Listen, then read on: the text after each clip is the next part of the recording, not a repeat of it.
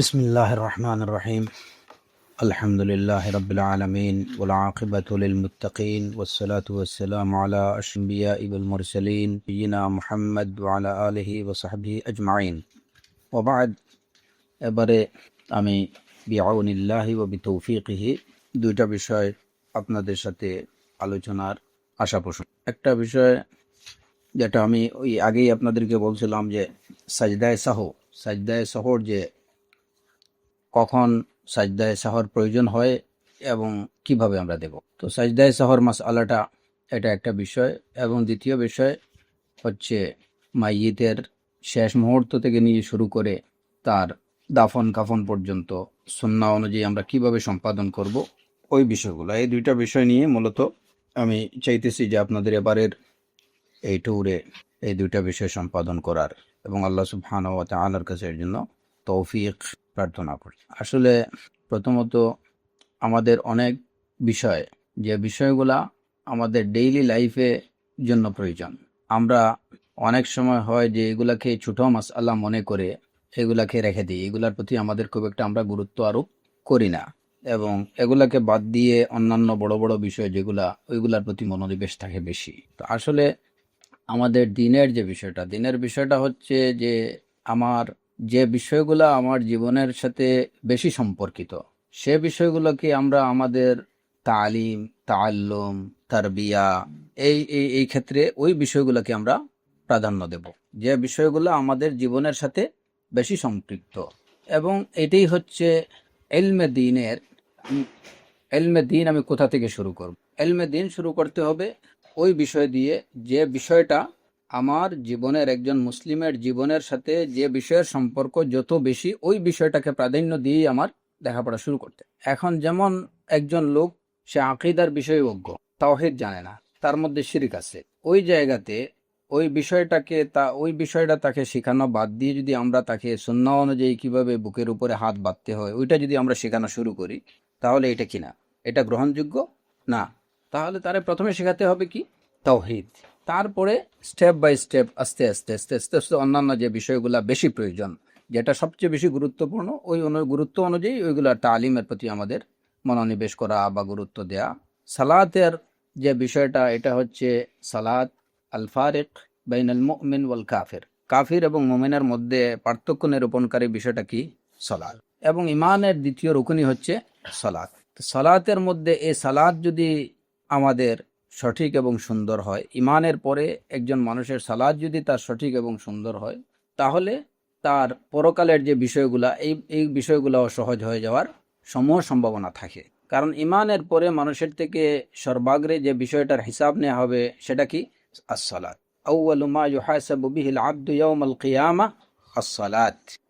এই সালাতের মধ্যে অনেক স্ক্রুটিনিটি রয়ে গেছে, যে বিষয়গুলো হয়তো আমরা জানি না, কিংবা জানার ক্ষেত্রে হয়তো আমি ভুলভাবে জানি, যে কারণে আমার সালাতটা আমি হয়তো মনে করতেছি যে এটা সঠিকভাবে আদায় হচ্ছে বা আমি সঠিকভাবে আদায় করছি, কিন্তু বাস্তবে তা হচ্ছে না। যে কারণে তাওহীদের জ্ঞানের পরে, ইলমুত তাওহীদের পরে সালাতের যে মাসাইলগুলো, এই বিষয়গুলো আমাদের, যেগুলো জরুরি এবং যেগুলো প্রতিনিয়ত ঘটে, সালাতের মধ্যে ভুল হয় না কমে বেশি, এরকম লোক খুবই কম খুঁজে পাওয়া যাবে। যেখানে রাসূলুল্লাহ সাল্লাল্লাহু আলাইহি ওয়াসাল্লাম, ওনার থেকেও সালাতের মধ্যে কি হয়েছে?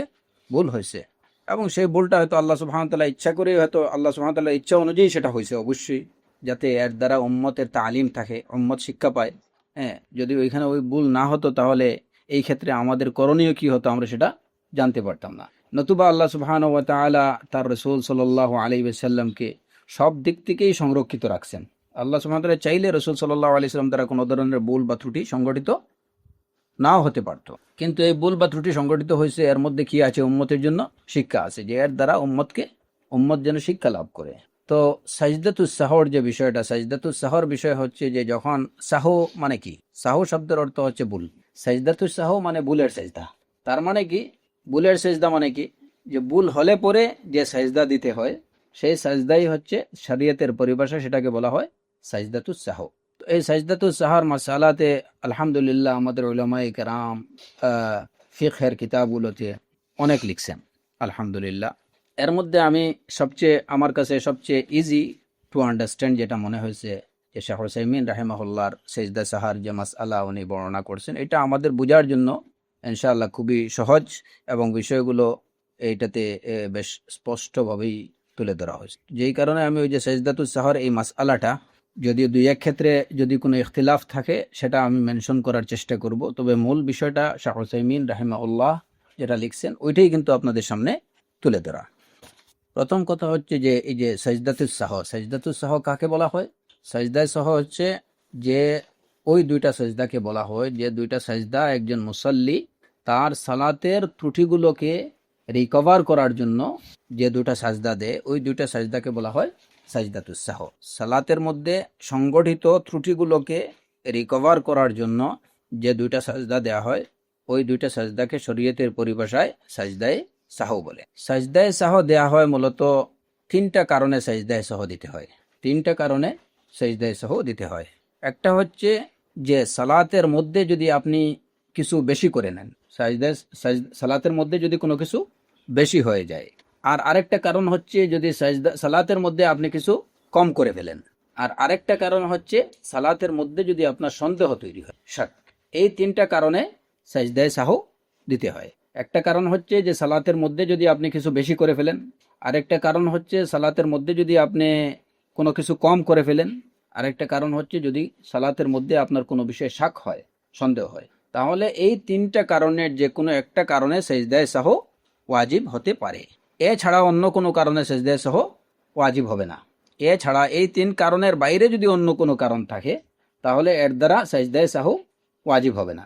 তাহলে প্রথমত আমাদের এই বিষয়গুলো ঠিক করে নিতে হবে যে আমার সালাতের মধ্যে আমি সাজদায়ে সাহ আমার উপরে ওয়াজিব হচ্ছে কিনা, এই তিনটা কারণের মধ্যে কোনো কারণ পড়ছে কিনা। যে আমি সালাতের মধ্যে একটা কিছু বেশি করে ফেলছি, যেমন হয়তো আমি 1 রাকাত বেশি করে পড়ে ফেলছি, কিংবা আমি 1 রাকাত কম করে ফেলছি, 4 রাকাতের জায়গায় আমি 5 রাকাত পড়ে ফেলছি, তাহলে আমাকে সাজদায়ে সাহ দিতে হবে। 4 রাকাতের জায়গায় আমি 3 রাকাত পড়ছি, সেখানেও আমাকে কি দিতে হবে? সাজদায়ে সাহ দিতে হবে। আচ্ছা, 4 রাকাত পড়লাম না 3 রাকাত পড়লাম, এটার মধ্যে আমি সন্দেহের মধ্যে আছি, এই জায়গাতে আমাকে সাজদায়ে সাহ দিতে হবে। যদি এই তিনটা কারণের মধ্যে কোনো কারণ না থাকে তাহলে আপনাকে সাজদায়ে সাহ দিতে হবে না। এরপরে যে বিষয়টা যে এখন আপনি সালাতে বেশি করে ফেলছেন, হয়তো 1 রাকাত বেশি করে ফেলছেন, অথবা আপনি তাশাহুদে 2 বার বসার কথা কিংবা 1 বার বসার কথা আপনি ওই জায়গাতে 2 বার বসে গেছেন, অথবা আপনি রুকু 1 বার করার কথা আপনি 2 বার রুকু করে ফেলছেন, বা 2 রাকাতের সালাতে আপনি 2 বার রুকু করার কথা ওই জায়গাতে আপনি 3 বার করে ফেলছেন, কিংবা প্রত্যেক রাকাতে 2 সাজদা দিতেন, ওই জায়গাতে আপনি সাজদা 3 বার দিয়ে দিয়েছেন।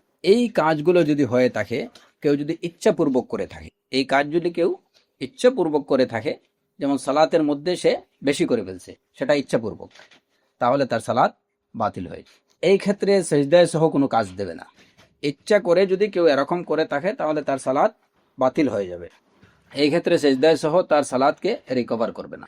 আর যদি কেউ ভুলবশত এটা করে থাকে, ভুলবশত তার থেকে কিয়াম কিংবা কুউদ কিংবা রুকু কিংবা সুজুদ তার থেকে একটু বেশি হয়ে গেছে, তাহলে তার উপরে সাজদায়ে সাহ ওয়াজিব হবে। আচ্ছা, এখন এই যে বেশি করা, কেউ বেশি করলো এবং এটা তার স্মরণ পড়লো কখন? যখন সালাত শেষ করার পরে তার স্মরণ হয়েছে যে আমি তো সালাতে 1 রাকাত বেশি পড়ে ফেলছি, কিংবা আমি সালাতে তাশাহুদ একটা বেশি করে ফেলছি। এই কথাটা তার মনে হয়েছে কখন? সে ইচ্ছাপূর্বক করেনি, ভুলবশত করছে এবং এটা মনে হয়েছে তার সালাত শেষ হওয়ার পরে। তাহলে এই ক্ষেত্রে তাকে কি করতে হবে? সে সাজদায়ে সাহ দেবে, সাজদায়ে সাহ করবে এবং তার সালাত ঠিক হয়ে যাবে। আর যদি সে তার এই যে বেশি করার, সালাতে বেশি করছে এটুকু তার স্মরণ পড়ছে সালাতে থাকাকালীন অবস্থায়, সালাতরত অবস্থায়, তাহলে এই অবস্থায় তাকে কি করতে হবে? যে সে যেহেতু বেশি করতেছে এই জায়গাতে, তাহলে সাথে সাথে ওইখান থেকে তার ফিরে আসতে হবে। যেমন, আচ্ছা উদাহরণগুলো আমরা পরে পাচ্ছি। তাহলে সালাতে যদি বেশি করে অনিচ্ছাবশত বা ভুলবশত কেউ যদি সালাতে কিছু বেশি করে এবং সেই বেশি করার বিষয়টা তার স্মরণ পড়লো কখন? যখন সে সালাত শেষ করে ফেলে, তাহলে এই ক্ষেত্রে কেবল তাকে সাজদায়ে সাহ দিতে হবে এবং তার সালাত শুদ্ধ থাকবে, বিশুদ্ধ।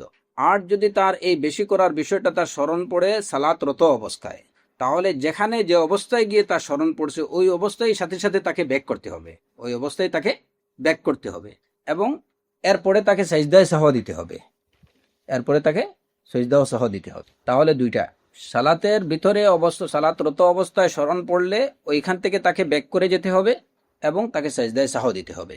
যেমন আমরা উদাহরণ দিই যে একজন লোক জোহরের সালাত পড়ছে 5 রাকাত, এই কথাটা তার স্মরণ পড়ছে কখন? যখন সে তাশাহুদে পড়ছে। সালাত পড়তেছে 5 রাকাত এবং 5 রাকাতের কথাটা তার মনে পড়ছে যখন 5 রাকাতে সে তাশাহুদে শেষ বৈঠকে সে বসছে, তখন তার মনে পড়ছে যে আমি 5 রাকাত পড়তেছি। তাহলে এই ক্ষেত্রে তার করণীয় হলো সে তাশাহুদটা কমপ্লিট করবে, এরপরেই সে সাথে সাথে সালাম ফিরে নেবে, সাথে সাথে তাশাহুদটা পড়েই সালাম ফিরে নেবে। তো আমরা কি বলছিলাম যে যদি সালাতরত অবস্থায় যদি কারো মনে পড়ে যে আমি বেশি করে ফেলছি, তাহলে ওই জায়গাতেই তাকে ব্যাক করতে হবে। এখন একজন লোক 4 রাকাত পড়ে ফেলছে, 5 রাকাতে সে বসছে, 5 রাকাতের শেষ তাশাহুদে সে বসছে। এখান থেকে তার ব্যাক করার উপায়টা কি? ব্যাক করার কোনো উপায় নেই। এখান থেকে সে কোথায় সে হয়তো দাঁড়াবে, কারণ বেশি তো হয়েই গেছে, এখন তো ব্যাক গিয়ার লাগানোর আর কোনো অবস্থা নেই। তাহলে ওই জায়গাতেই তাকে স্টপ করতে হবে। এখন সে এটা কমপ্লিট করবে না। শেষ তাশাহুদে সাধারণত আমরা কি পড়ি? এই যে তাশাহুদ পড়ি এবং দুরুদ ইব্রাহিম পড়ি, তারপরে আমরা এই যে দোয়ায়ে মাসুরা যেটা, এটা আমরা পড়ি। হ্যাঁ, এই জায়গাতে যখন তার মনে পড়লো যে আমি 5 রাকাতের বৈঠকে বসছি, তখন সে এটা কমপ্লিট করবে না। সে সাথে সাথে শুধুমাত্র যেহেতু তাশাহুদ পড়ারত অবস্থায় আছে, ওই তাশাহুদটা কমপ্লিট করেই সে সালাম ফিরিয়ে নেবে। আর এরপরে সে 2টা সেজদা দিবে, এরপরে 2টা সেজদা দিবে এবং তার সালাত সহিহ। 5 রাকাত পড়ে ফেলছে, সালাম ফিরিয়ে ফেলছে, ওই সময় তার মনে হয়েছে যে আমার কি আমি 5 রাকাত পড়ছি, তাহলে সে কি করবে? যখন নামাজটা শেষ হয়ে গেছে, শেষ হয়নি, 5 রাকাত পড়া হয়ে গেছে, সালাম ফিরিয়ে নিয়েছে, তারপরে মনে পড়ছে যে আমি 5 রাকাত পড়ছি। এই অবস্থায় সে কি করবে? শুধুমাত্র 2টা সাজদায়ে সহ দেবে এবং তার সালাত সহিহ। বিষয়টা পরিষ্কার নেই? সালাতে কেউ একজন বেশি করছে, সেটা রুকু হতে পারে, কিংবা 1 রাকাত বেশি হতে পারে, কিংবা একটা সেজদা বেশি হতে পারে, একটা রুকু বেশি হতে পারে, একটা তাশাহুদ বেশি হতে পারে। যদি তার এই বেশি করার কথাটা মনে পড়ে সালাত শেষ করার পরে, সালাম ফিরানোর পরে, তাহলে সে কেবলমাত্র 2টা সেজদায়ে সাহু করবে এবং তার সালাত সহিহ। আর যদি এই কথাটুকু মনে পড়ে তার সালাতরত অবস্থায়, সালাতে থাকাকালীন অবস্থায়, তাহলে যে জায়গাতে তার মনে পড়বে সে ওই জায়গাতেই স্টপ করবে, সে ওই জায়গাতেই। এখন যেমন একজন 4 রাকাত 5 রাকাত পড়তেছে, 5 রাকাত পড়তেছে, 4 রাকাত কমপ্লিট করছে, 5 রাকাতে সে দাঁড়াইছে, সে মনে করতেছে যে এটা 4 রাকাত পড়তেছে, 4 রাকাতে 5 রাকাতে রুকুতে গেছে, ওই সময় মনে পড়ছে যে এটা তো আমার 5 নম্বর রাকাত। এখন সে কি করবে? ওই রুকু থেকে দাঁড়িয়ে সোজা সে বসে পড়বে, আর সেজদা করতে যাবে না, সোজা বসে পড়বে এবং বসে সে সালাম ফিরিয়ে নেবে, বসেই সে সালাম ফিরিয়ে নেবে। ওইখানে তার আর তাশাহুদ পড়ার দরকার নেই, কারণ 4 রাকাতে তো সে তাশাহুদ পড়ছি। যদি সে 4 রাকাতে তাশাহুদ না পড়ে থাকে, 4 নম্বর রাকাতে সে তাশাহুদ পড়েনি, তাহলে এটা, এখন মনে করেন যে একজন লোক 4 রাকাতে সে বসার কথা, বসেনি, দাঁড়াই গেছে, দাঁড়াইয়া 5 নম্বর রাকাত পড়তেছে। এখন এটা কোন ক্যাটাগরিতে পড়বে? সালাতে কম করছে না বেশি করছে? কোন ক্যাটাগরিতে? হ্যাঁ, সালাতে বসেনি, তাহলে একদিক থেকে কি করছে? শর্ট হয়েছে। 4 নম্বর রাকাতে তার বসার কথা, সে বসেনি, তাহলে তাশাহুদ বাদ দিছে, সালাতে কম করছে, তার তাশাহুদ বাদ পড়ছে, অতএব সালাতে কম করছে। 5 নম্বর রাকাতে দাঁড়িয়ে গেছে, যখন রুকুতে গেছে ওই সময় তার খেয়াল হয়েছে যে আমি 4 নম্বর রাকাতে আমি বসিনি, তাহলে সে সাথে সাথে তাশাহুদে বসে পড়বে।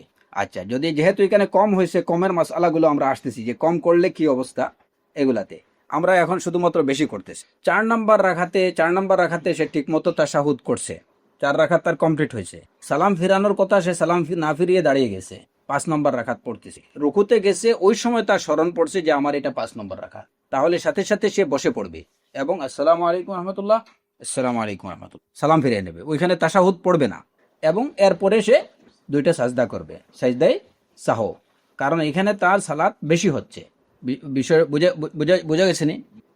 সালাত তার বেশি হয়ে গেছে, 4 রাকাত কমপ্লিট পুরা হয়ে পড়ছে, 5 রাকাতে যখন রুকুতে গেছে তখন তার মনে পড়ছে যে আমি এটা 5 নম্বর রাকাত পড়তেছি, তখন এই অবস্থায় সে রুকু থেকে দাঁড়িয়ে সোজা বসে পড়বে, কিংবা রুকু থেকে সে সোজা সেজদাতে চলে যাবে।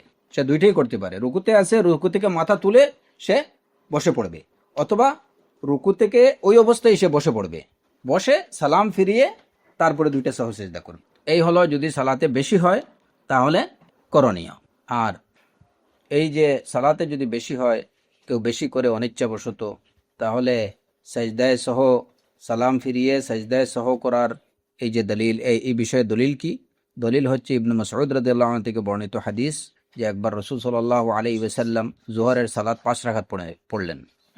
তো রাসূল সাল্লাল্লাহু আলাইহি ওয়াসাল্লামকে বলা হলো যে ইয়া রাসূলুল্লাহ, সালাত কি বাড়ানো হয়েছে নাকি?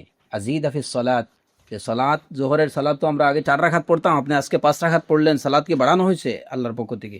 ফাকাল ওয়া মা যাক, যে কি ব্যাপার, কি হয়েছে? তো সাহাবায়ে কেরাম বললেন সাল্লাইতা খামসান, যে আপনি 5 রাকাত পড়ছেন। তো এই কথা বলার পরে রাসূল সাল্লাল্লাহু আলাইহি ওয়াসাল্লাম ফাসাজাদা সাজদাতাইনি বাদামা সাল্লামা, সালাম ফিরানোর পরে রাসূলুল্লাহ সাল্লাল্লাহু আলাইহি ওয়াসাল্লাম তখন তো সালাম ফিরিয়ে ফেলছেন। তো যখন সাহাবায়ে কেরাম তাকে স্মরণ করিয়ে দিলেন, ইয়া রাসূলুল্লাহ সালাত কি বাড়ানো হয়েছে? তো জানতে চাইলেন যে কি বিষয়। সাহাবায়ে কেরাম বললেন যে ইয়া রাসূলুল্লাহ আপনি 5 রাকাত পড়ছেন। তো রাসূল সাল্লাল্লাহু আলাইহি ওয়াসাল্লাম 2 সেজদা করলেন। এই কথা শোনার পরে 2টা সেজদা করলেন। তো এই হাদিস দ্বারা কি প্রমাণিত হয়? যে যদি সালাতে বেশি হয়ে যায় তাহলে সালাম ফিরানোর পরে 2 সেজদা সেজদায় সহ করতে হবে। এটার দলিল হচ্ছে এই হাদিস। আচ্ছা, আরেকটা বিষয় হচ্ছে যে একজন সালাত কমপ্লিট হওয়ার আগেই সে সালাম ফিরিয়ে নিল, সালাত কমপ্লিট হওয়ার আগেই সালাম ফিরিয়ে নিছে, তাহলে এটা কি সালাতে বেশি করা হবে না সালাতে কম করছে, কোনটা ধরা হবে? সালাত কমপ্লিট করার আগেই একজন সালাম ফিরিয়ে নিছে, এই অবস্থায় এটা সে কম করছে। তার করণীয় কি? যদি কেউ ইচ্ছা করে তাশাহুদ পড়ার আগেই যদি সালাম ফিরিয়ে নেয় তাহলে কি হবে? তার সালাত বাতিল হয়ে যাবে। যদি সে ভুলবশত সেটা করে থাকে এবং এই বিষয়টা যদি তার স্মরণ পড়ে যে বেশ কিছু সময় পরে তাহলে তাকে সালাত পুনরায় আদায় করতে হবে। আর যদি সে তার সালাতের জায়গায় থাকাকালীন অবস্থায়, মুসল্লাতে থাকাকালীন অবস্থাতেই তার কি হয়েছে? স্মরণ পড়ে গেছে, যেমন 1-2 মিনিটের মধ্যেই তার স্মরণ হয়ে গেছে যে আমি কি করিনি, সালাত কমপ্লিট করিনি, কমপ্লিট করার আগেই আমি সালাম ফিরাই ফেলছি, তাহলে তাকে তার সালাত পরিপূর্ণ করতে হবে। যেমন একজন লোক 4 রাকাতের সালাতে 3 রাকাত পড়ে সে সালাম ফিরিয়ে নিছে, সে মনে করতেছে যে আমি কি পড়ছি 4 রাকাত, ভুলবশত 3 রাকাতে সে সালাম ফিরাইছে। সালাম ফিরানোর অনেকক্ষণ পরে তার স্মরণ হয়েছে যে না আমি তো সালাত কি হয়েছে 3 রাকাত পড়ছি, তাহলে এই ক্ষেত্রে সে কি করতে হবে? তাকে পুরা সালাত পুনরায় আদায় করতে হবে। আর যদি সে ধরেন সালাম ফিরাইছে 2-1 মিনিটের মধ্যেই, মানে সে জায়গা পরিবর্তন করেনি, স্থান পরিবর্তন করেনি, ওই জায়গাতে বসে আছে, যেমন আল্লাহুম্মা আনতাস সালাম মিনকাস সালাম এটুকু পড়তেছে, ইতিমধ্যে তার স্মরণ হয়েছে কি যে আমি সালাত 3 রাকাত পড়ছি, তাহলে সে সাথে সাথে দাঁড়িয়ে যাবে এবং ওই 1 রাকাত পূর্ণ করবে এবং 2টা সাহস সিজদা দিবে সালাম ফিরানোর, তাহলে তার সালাত ঠিক হয়ে যাবে। মাসলা ক্লিয়ার নেই? এটা ছোট ছোট বিষয়, এগুলা বিষয় হচ্ছে যে যদি কেউ সালাত কমপ্লিট করার আগেই যদি সালাম ফিরাই নেয়, যেমন 4 রাকাতের সালাত 3 রাকাত পড়েছে, সালাম ফিরাই নিছে, সালাম ফিরানোর অনেকক্ষণ পরে বেশ কিছু সময় পরে তার স্মরণ পড়ছে যে না আমি সালাত 3 রাকাত পড়ছি, তাহলে তাকে পুনরায় সেই সালাত আদায় করতে। আর যদি তার যে সালাম ফিরানোর পরে কিছু সময়ের মধ্যেই তার এটা স্মরণ পড়ে গেছে, সে মানে স্থান পরিবর্তন করেনি, কিবলা পরিবর্তন করেনি, যেমন কেউ আসসালামু আলাইকুম রহমতুল্লাহ, আসসালামু আলাইকুম রহমতুল্লাহ, আস্তাগফিরুল্লাহ আস্তাগফিরুল্লাহ আস্তাগফিরুল্লাহ, আল্লাহুম্মা আনতাস সালাম মিনকাস সালাম, সালাত তো 3 রাকাত, সাথে সাথে দাঁড়িয়ে যাবে, 1 রাকাত পূর্ণ করবে, তারপরে সালাম ফিরাবে, তারপরে 2টা সাহস সিজদা করবে, তার সালাত সাহিহ।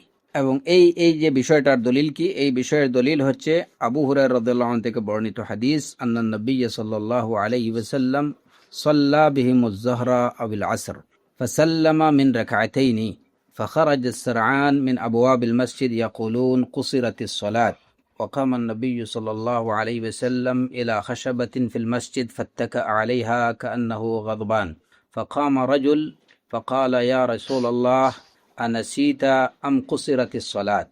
فقال النبي صلى الله عليه وسلم لم أنسى ولم تقصر. فقال الرجل بلى قد نسيت يا رسول الله. فقال النبي صلى الله عليه وسلم للصحابة أحق ما يقول؟ قالوا نعم. فتقدم النبي صلى الله عليه وسلم فصلى ما بقي من صلاته ثم سلم ثم سجد سجدتين ثم سلم. সাহিহ বুখারী এবং সাহিহ মুসলিমের হাদিস।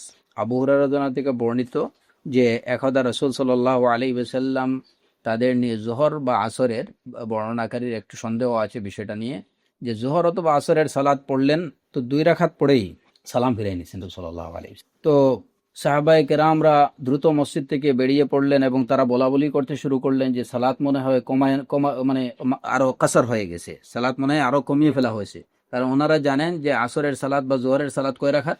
4 রাকাত। তো এখন রাসূলুল্লাহ সাল্লাল্লাহু আলাইহি সাল্লাম 2 রাকাত পড়ে সালাম ফিরিয়ে নিয়েছেন, ওনারা নিজেদের মধ্যে বলাবলি করতে শুরু করলেন যে সম্ভবত সালাতকে আরো কসর করা হয়েছে, আরো কমানো হয়েছে। তো এই কথাটা যখন রাসূলুল্লাহ সাল্লাল্লাহু আলাইহি ওয়াসাল্লামের কানে পৌঁছালো, তিনি ওই সময় ওই মসজিদের যে যে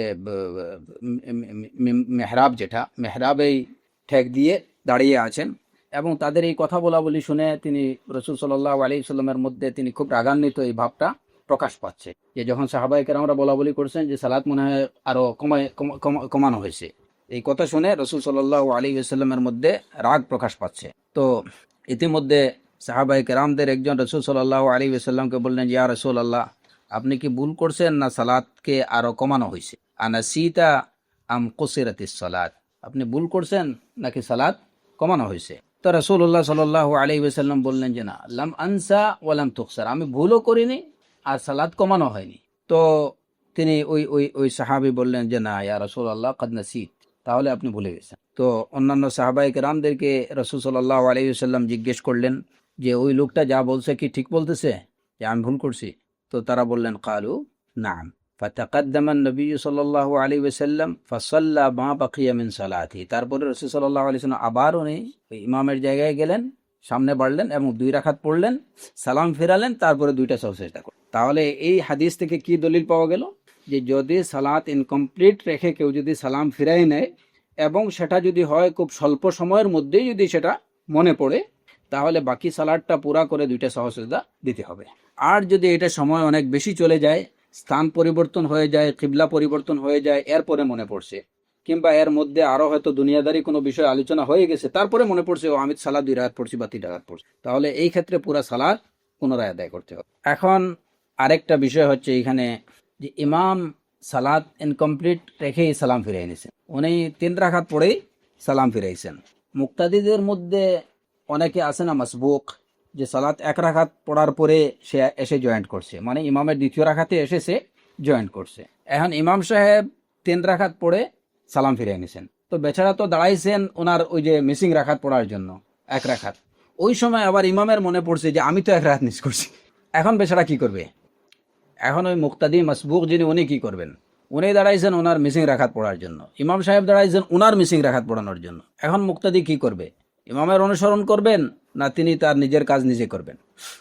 এই অবস্থায় শাহ হুসাইমিন রাহিমাহুল্লাহর ওনার অভিমত হচ্ছে যে এই অবস্থায় মাসবুক সে স্বাধীন, ইচ্ছা করলে সে ইমামের অনুসরণ করতে পারে, আর ইচ্ছা করলে সে ইমামের অনুসরণ করতে পারে, এবং ইচ্ছা করলে সে তার সালাত সে নিজে পুরা করে নেবে। তার জন্য 2টা অপশনই আছে। সে চাইলে ইমাম যখন দাঁড়াইছেন তখন সে নিয়ত করবে যে আমি ইমামের কি করছি, তখন ইমামের সাথে ইমামকে সে অনুসরণ করবে। এখন ইমামকে অনুসরণ করার পিছনে যখন সে ইমামকে অনুসরণ করবে, ইমাম সাহেব চতুর্থ রাকাত পড়ার জন্য দাঁড়াইছেন, ইমাম সাহেব 4র্থ রাকাত পড়ে উনি সালাম ফিরাবেন, সালাম ফিরিয়ে উনি সাহু সিজদা করবেন। অথচ যদি সে ইমামের অনুসরণ করে তাহলে দেখা গেল যে তার এখনো কি আছে, আরো 1 রাকাত বাকি আছে। এখন এই ক্ষেত্রে তাকে করতে হবে যে যদি সে ইমামের অনুসরণ করে তাহলে ওই 4র্থ রাকাতের বৈঠক পর্যন্ত সে ইমামের অনুসরণ করবে। সালাম ফিরানোর আগে সে দাঁড়িয়ে তার মিসিং রাকাতটা পড়ে তারপরে সেজদাও সহ করে নেবে, সেজদায় সহটা সে নিজে নিজে করবে। কারণ ইমামের সাথে যদি সে সেজদায় সহ আদায় করে এবং সালাম ফিরিয়ে নেয়, তাহলে সালাম ফিরানোর সাথে সাথে একজন লোক সালাত থেকে বেরিয়ে পড়ে, তাহলে সে আবার দেখা গেল ভুলের উপরে আরেক ভুল করলো, যে সে ইমাম সাহেব তার সালাদকে ইনকমপ্লিট রেখে উনি 1 দফা সালাদ থেকে বেরিয়েছেন। এখন মসবুক বেচারা আবার কি করছে, যে উনি আবার নিজের সালাদকে ইনকমপ্লিট রেখে উনি আবার সালাম ফিরিয়েছেন, তাহলে এটা ভুলের উপরে ভুল হয়ে গেল। যদিও তিনি এই অবস্থায় একজন মাসবুক, তার কাছে অপশন আছে যে তিনি ইমামের অনুসরণ করবেন এবং ইমামের বৈঠক পর্যন্ত অনুসরণ করবেন, সালাম ফিরানোর আগে তিনি দাঁড়িয়ে যাবেন, তিনি তার 1 রাকাত পড়ে তারপরে সাহু সিজদা করবেন যদি ইমামের অনুসরণ করেন। আর যদি ইমামের অনুসরণ না করেন তাহলে ইমাম সাহেব তার যে তিনি তার 1 রাকাত পূর্ণ করে তিনি সিজদায় সাহু দেবেন, আর মাসবুক যিনি তিনি দাঁড়িয়ে ওই 2 রাকাত আদায় করবেন। মাসবুক দাঁড়িয়ে তাকে 2 রাকাত আদায় করতে হবে এবং সালাম ফিরানোর পরে তাকে সাহু সিজদা দিতে হবে। বিষয় হচ্ছে যে 4 রাকাতের সালাতে ধরেন, উদাহরণ দিচ্ছি আমরা, 4 রাকাতের সালাতে ইমাম সাহেব 3 রাকাত পড়ে সালাম ফিরিয়ে নিয়েছেন, কিছুক্ষণের মধ্যে ওনার স্মরণ পড়ছে যে আমি 3 রাকাত পড়ছি, উনি আবার দাঁড়িয়ে গেছেন 1 রাকাত পড়ার জন্য। কারণ আমরা আগেই বলছি যে যদি সালাত ইনকমপ্লিট রেখে কেউ সালাম ফিরেই নেয় এবং এইটা যদি তার খুব স্বল্প সময়ের মধ্যেই যদি এটা স্মরণ পড়ে, তাহলে তিনি সাথে সাথে দাঁড়িয়ে যেটা তার বাদ পড়ছে ওইটা তিনি পুরা আদায় করে নেবেন এবং 2টা সহযোগিতা করবেন। তো ইমাম সাহেব 3 রাকাত পড়েই কি করছেন, সালাম ফিরিয়ে নিয়েছেন। বৈঠকে থাকা অবস্থায় সালাম ফিরানোর পরে 2-1 মিনিটের মধ্যেই ওনার স্মরণ পড়ছে যে আমি 3 রাকাত পড়ছি। উনি দাঁড়াইছেন তার 1 রাকাত পড়ার জন্য। এমত অবস্থায় সালাতে মনে করেন যে আপনি সালাতে গিয়ে শরিক হয়েছেন, যখন ইমাম সাহেব 1 রাকাত পড়ে নিয়েছেন, তো আপনি তো ইমাম সাহেব যখন সালাম ফিরাইতে যাচ্ছেন তখন আপনি দাঁড়িয়েছেন আপনার ওই 1 রাকাত পড়ার জন্য। আপনি 1 রাকাত পড়ার জন্য দাঁড়াইছেন, আপনি হয়তো সূরা ফাতিহা পড়তে শুরু করছেন, ইতিমধ্যে ইমাম দাঁড়াইছেন ওনার 1 রাকাত পড়ার জন্য। ইতিমধ্যে ইমাম সাহেব দাঁড়াইছেন ওনার 1 রাকাত পড়ার জন্য। এখন আপনি কি করবেন? আপনি ইমামের অনুসরণ করবেন নাকি আপনি আপনার নিজে নিজে এই আপনার সালাত বাকিটুকু আদায় করবেন? আপনার কাছে 2টা অপশনই আছে। আপনি চাইলে ইমামের অনুসরণ করতে পারেন বৈঠক পর্যন্ত, আর আপনি যদি চান যে না আমি আমার বাকি 2 রাকাত আমি নিজে আদায় করব, তাহলে আপনি 2 রাকাত সালাত পড়ে আপনি এরপরে আপনি সিজদায় সহ আপনি নিজে করে নেবেন। বিষয়টা পরিষ্কার হয়েছে না? এখনো হয়নি না? চিস্তি ভাই, এটার পরে আমি একটা কাজ মিস করলাম, দেখা গেছে আমি তো নিজেই ইমাম পড়ছে 3 রাকাত, আর এখন আমি কি করে আমি যে 1 রাকাত আপু দাঁড়ায় আমার যে 1 রাকাত পরে 1-2 হচ্ছে নিজেই মিস হয়েছে। আহসান, বারাকাল্লাহ। বুঝছেন নি? হ্যাঁ, সহসিজদা। হ্যাঁ, সহসিজদা অবশ্যই মানে প্রত্যেক অবস্থায় আপনার সহসিজদা আপনাকে করতে হবে। সহসিজদাতে আপনি ইমামের অনুসরণ করবেন, সহসিজদাতে আপনি ইমামের অনুসরণ করবেন না, কারণ ইমাম তো তার ওই যে 1 রাকাত মিস হয়েছে ওইটা পড়ে উনি সালাম ফিরে উনি 2টা সহসিজদা করবেন। কারণ আপনি ইমামের সাথে সালাম ফেরাবেন না, আপনি দাঁড়িয়ে যাবেন, দাঁড়িয়ে আপনার 1 রাকাত যে মিস হয়েছে ওই 1 রাকাত আপনি পড়বেন, পড়ে আপনার 2টা সহসিজদা আপনি করবেন। ঠিক আছে? এবার আপনি বলেন, মাসালাটা বলেন, কি বলছি আমরা? আমি কখন জয়েন করি?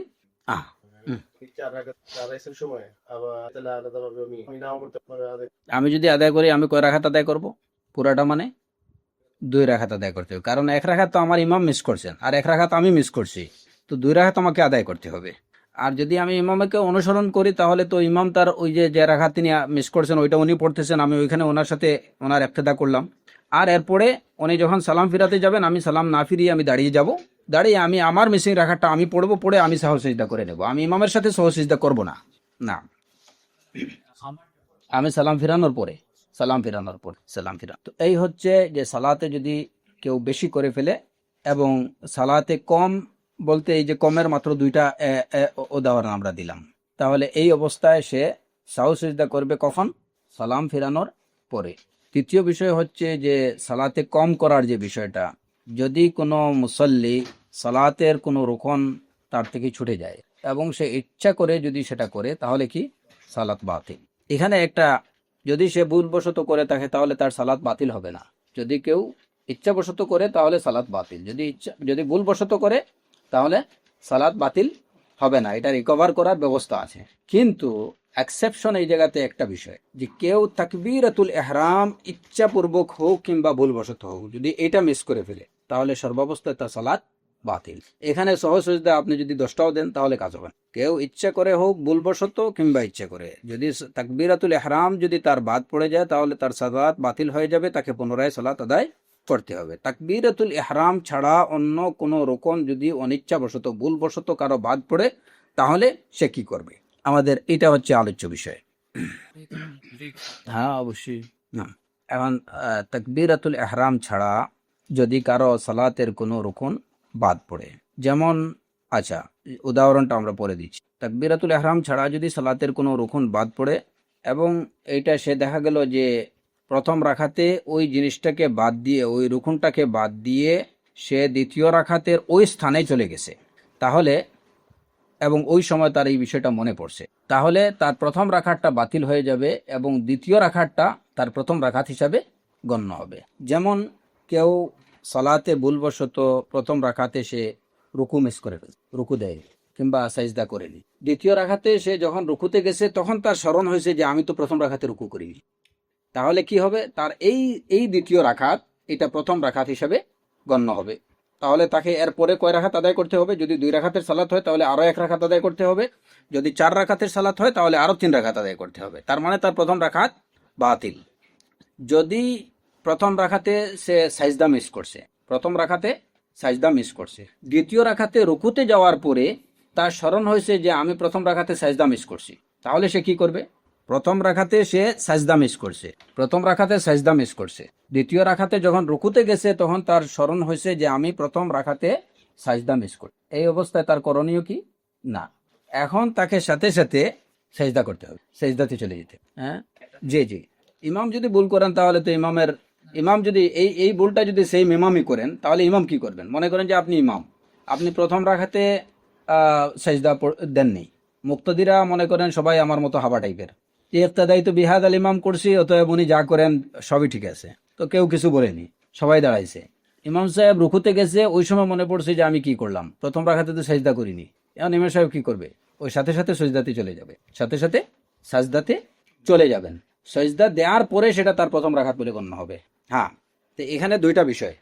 একটা বিষয় হচ্ছে যে সালাতের যে রুকুনটা তার মিসিং, ওই মিসিং অংশে যাওয়ার আগে তার স্মরণ পড়ছে, আর একটা হচ্ছে ওই অংশে যাওয়ার পরে তার মনে পড়ছে। প্রথম রাখাতে রুকু মিস করছে, দ্বিতীয় রাখাতে রুকুতে যখন গেছে তখন মনে হয়েছে যে আমি প্রথম রাখাতের রুকু মিস করছি, তাহলে তার দ্বিতীয় রাখাটা প্রথম রাখাত হয়ে যাবে। আর প্রথম রাখাতে সাজদা মিস করছে, দ্বিতীয় রাখাতে রুকুতে যখন গেছে তখন মনে পড়ছে যে আমি প্রথম রাখাতে সাজদা মিস করছি, তখন তাহলে তাকে কি করতে হবে? সাজদাতে চলে যেতে হবে, এবং ওই সাজদা দেওয়ার পরে তার প্রথম রাখাতিটা কি হয়ে যাবে? ঠিক হয়ে যাবে। তারপরে যে উলটপালট যেটা করছে ওইটাকে ঠিক করার জন্য আবার দুইটা সাজদা ব্যান্ডেজ লাগবেই। তো এই দুইটার মধ্যে পার্থক্য বুঝছেন তো? কেউ সালাতের যে রুকুন মিস করছে, যেটা মিস করছে এটা পরবর্তী রাকাতের ওই রুকুনে আসার পরে তার মনে হয়েছে যে আমি প্রথম রাকাতের এইটুকু ভুল করছি, তখন তার এই রাকাতটা হবে তার প্রথম রাকাত। আর ওই অংশে যাওয়ার আগে যদি তার মনে পড়ে তাহলে তাকে কি করতে হবে? যেটা মিস হয়েছে ওইটা আগে তাকে পুরা করে নিতে হবে, যেটা মিস হয়েছে ওইটা পুরা করে নিতে হবে, তাহলেই তার সালাত ওই ওই যে রাখাতটা, তার যে রাখাতে এটা বাদ পড়ছে ওই রাখাতটা কমপ্লিট গণ্য হবে। ওইটা শেষ করে এখন যেমন মনে করেন যে দ্বিতীয় রাখাতে কারো রুকুতে মনে পড়লো যে আমার প্রথম রাখাতের সাজদা মিস হয়েছে, সে সাথে সাথে সজদাতে চলে গেল। সজদাতে যাওয়ার পরে ওই সজদা দেওয়ার পরে তার প্রথম রাখাতটা কমপ্লিট হলো, এবার দাঁড়িয়ে সে দ্বিতীয় রাখাত পড়বে, দ্বিতীয় রাখাত পড়বে। আর যদি প্রথম রাখাতের সজদা মিস করছে, দ্বিতীয় রাখাতের সেজদাতে যাওয়ার পরে তার মনে হয়েছে যে আমি প্রথম রাখাতের সেজদা মিস করছি, তাহলে তার দ্বিতীয় রাখাতটাই প্রথম রাখাত হিসাবে গণ্য হবে। এখন সে পরবর্তী যে তৃতীয় রাখাত যেটা পড়বে এটা তার দ্বিতীয় রাখাত হবে। হ্যাঁ, সহজতা তো অবশ্যই, সহজতা অবশ্যই, কারণ এই যে নাকস, এখানে কি নাকস, এই এই এই কেসগুলোতে ঘটনা কি হচ্ছে যে সে কম করছে, সালাতে কম করছে। প্রথম রাখাতে সেজদা দেওয়ার কথা ছিল, সেজদা দেয়নি, এটা কম করছে। প্রথম রাখাতে রুকু করার কথা ছিল, সে রুকু করেনি, এটা তার কম হয়েছে। তো আমরা সেজদায় সহর কারণ তিনটা নির্ধারণ করা হয়েছে, একটা কি বেশি, একটা হচ্ছে কম, আরেকটা কি ডাউট শাক। এখানে সে কম করছে, সাহস সেজদা দেবে কখন? সালাম ফিরানোর পরে। হ্যাঁ, এই অবস্থায়ও তার যে সাহস সেজদা দিতে হবে বা'দা সালাম। এবং আরো যেমন প্রথম রাখাতে কেউ প্রথম এক সেজদা করছে, দ্বিতীয় সেজদা করতে ভুলে গেছে, দাঁড়াই পড়ছে, দ্বিতীয় রাখাতের দ্বিতীয় সেজদাতে যখন গেছে তখন তার স্মরণ হয়েছে প্রথম রাখাতে দ্বিতীয় সেজদা আমি করিনি, তাহলে ওই দ্বিতীয় সেজদা সে করবে এবং ওইটা হবে তার প্রথম রাকাত। এখন প্রথম রাখাতের দ্বিতীয় সেজদা মিস করছে, দ্বিতীয় রাখাতে প্রথম সেজদাতে সে গেছে, ওই সময় মনে পড়ছে যে আমি কি করছি? প্রথম রাখাতের দ্বিতীয় সেজদা মিস করছি। সে তখন দ্বিতীয় রাখাতের প্রথম সেজদাতে, সে এখনো কি আগে আছে। এখন এটা কি হবে? এখন তাকে এই জায়গাতে কি করতে হবে? মুফতি সাহেবরা ফতোয়া দিন না, এই জায়গাতে সে যখন প্রথম রাকাতের দ্বিতীয় সেজদা মিস করছে এবং দ্বিতীয় রাকাতের প্রথম সেজদাতে তার ওই বিষয়টা স্মরণ হয়েছে, এই ক্ষেত্রে তাকে দ্বিতীয় রাকাতের দ্বিতীয় সেজদা সে দেবে এবং ওইটাই তার প্রথম রাকাত বলে গণ্য হবে, কারণ সেজদা দুইটা সেজদাই হচ্ছে রুকুন, দুইটা সেজদা মিলে একটা রুকুন। অতএব এক সেজদা মিস হোক অথবা দুই সেজদা মিস হোক, তার রুকুন মিস হয়েছে, ওইটা একটা অংশ হিসাবে গণ্য হবে। যে এখানে প্রথম সেজদা মিস হয়েছে আর দ্বিতীয় সেজদা, এই দুইটা কিন্তু আলাদা রুকুন না। সাজদাতাইন এটা হচ্ছে দুই সেজদাই হচ্ছে সালাতের একটা রুকুন। অতএব প্রথম সেজদা মিস হোক অথবা দ্বিতীয় সেজদা যেটাই হোক না কেন, সেজদা মিস হয়েছে এটা বলেই গণ্য হবে। এখন প্রথম রাখাতে দ্বিতীয় সেজদা মিস করছে, মনে পড়ছে এটা দ্বিতীয় রাখাতে প্রথম সেজদাতে, তাহলে সে দ্বিতীয় সেজদা দেবে এবং ওইটাই হবে তার প্রথম রাকাত, কারণ সে রুকুন মিস করছে। এখানে পার্থক্যটা কি? পার্থক্যটা হচ্ছে যে এখানে দুইটা সেজদা আলাদা দুইটা রুকুন না, দুইটা সেজদা একটা রুকুন।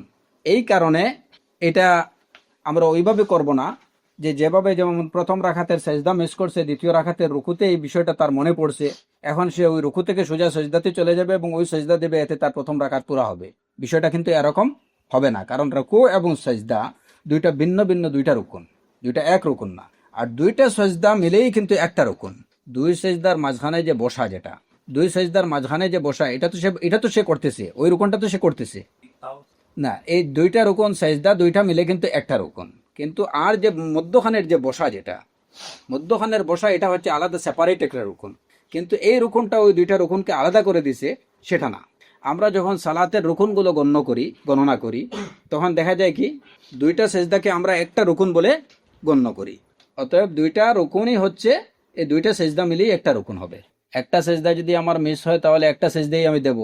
এখন আমার তো মনে পড়ছে যে একটা দেওয়ার পরে আমার মনে পড়ছে, তাহলে তো ওইটা আমি ওই মিসিংটা তো দেইনি, আমি তো আমার স্বাভাবিক যেটা আমি দিয়ে যাচ্ছি। ওই প্রথম সেজদা করার পরে আমার মনে পড়ছে যখন, তখন আমি দ্বিতীয় সেজদা দেবো, ওইটা ওই মিসিংটা দেবো, একটাই দেবো। এখন এই আরেকটা বিষয় হচ্ছে যে এখন মনে পড়ছে তার কখন, এই যে প্রথম সেজদা দেওয়ার পরে তার মনে পড়ছে। প্রথম সেজদা দেওয়ার পরে কখন মনে পড়ছে? সেজদার অত অবস্থায় না সেজদা দেওয়ার পরে? যখন দুই সেজদার মধ্যখানে বসছে তখন মনে পড়ছে। এই দুই অবস্থায় কিন্তু একই।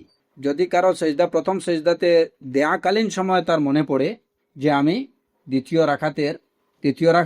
প্রথম রাকাতের দ্বিতীয় সেজদা আমি মিস করছি, এই কথাটা তার মনে পড়ছে প্রথম রাকাতের সজদারত অবস্থা, মানে সে সজদাতে চলে গেছে, দিচ্ছে, তখন তার মনে পড়ছে, এটা একটা অবস্থা। আরেকটা অবস্থা হচ্ছে যে এই কথাটা তার মনে পড়ছে যখন প্রথম সেজদা দিয়ে উঠে বসছে, তখন তার মনে পড়ছে। এখানে এই দুইটা অবস্থা কি ভিন্ন ভিন্ন হবে না দুইটা অবস্থা একই? দুইটা অবস্থা একই। কারণ প্রথম সেজদাতে সে যখন গেছে তখনও কিন্তু ওই মিসিংটা আদায় করার নিয়ত তার নেই।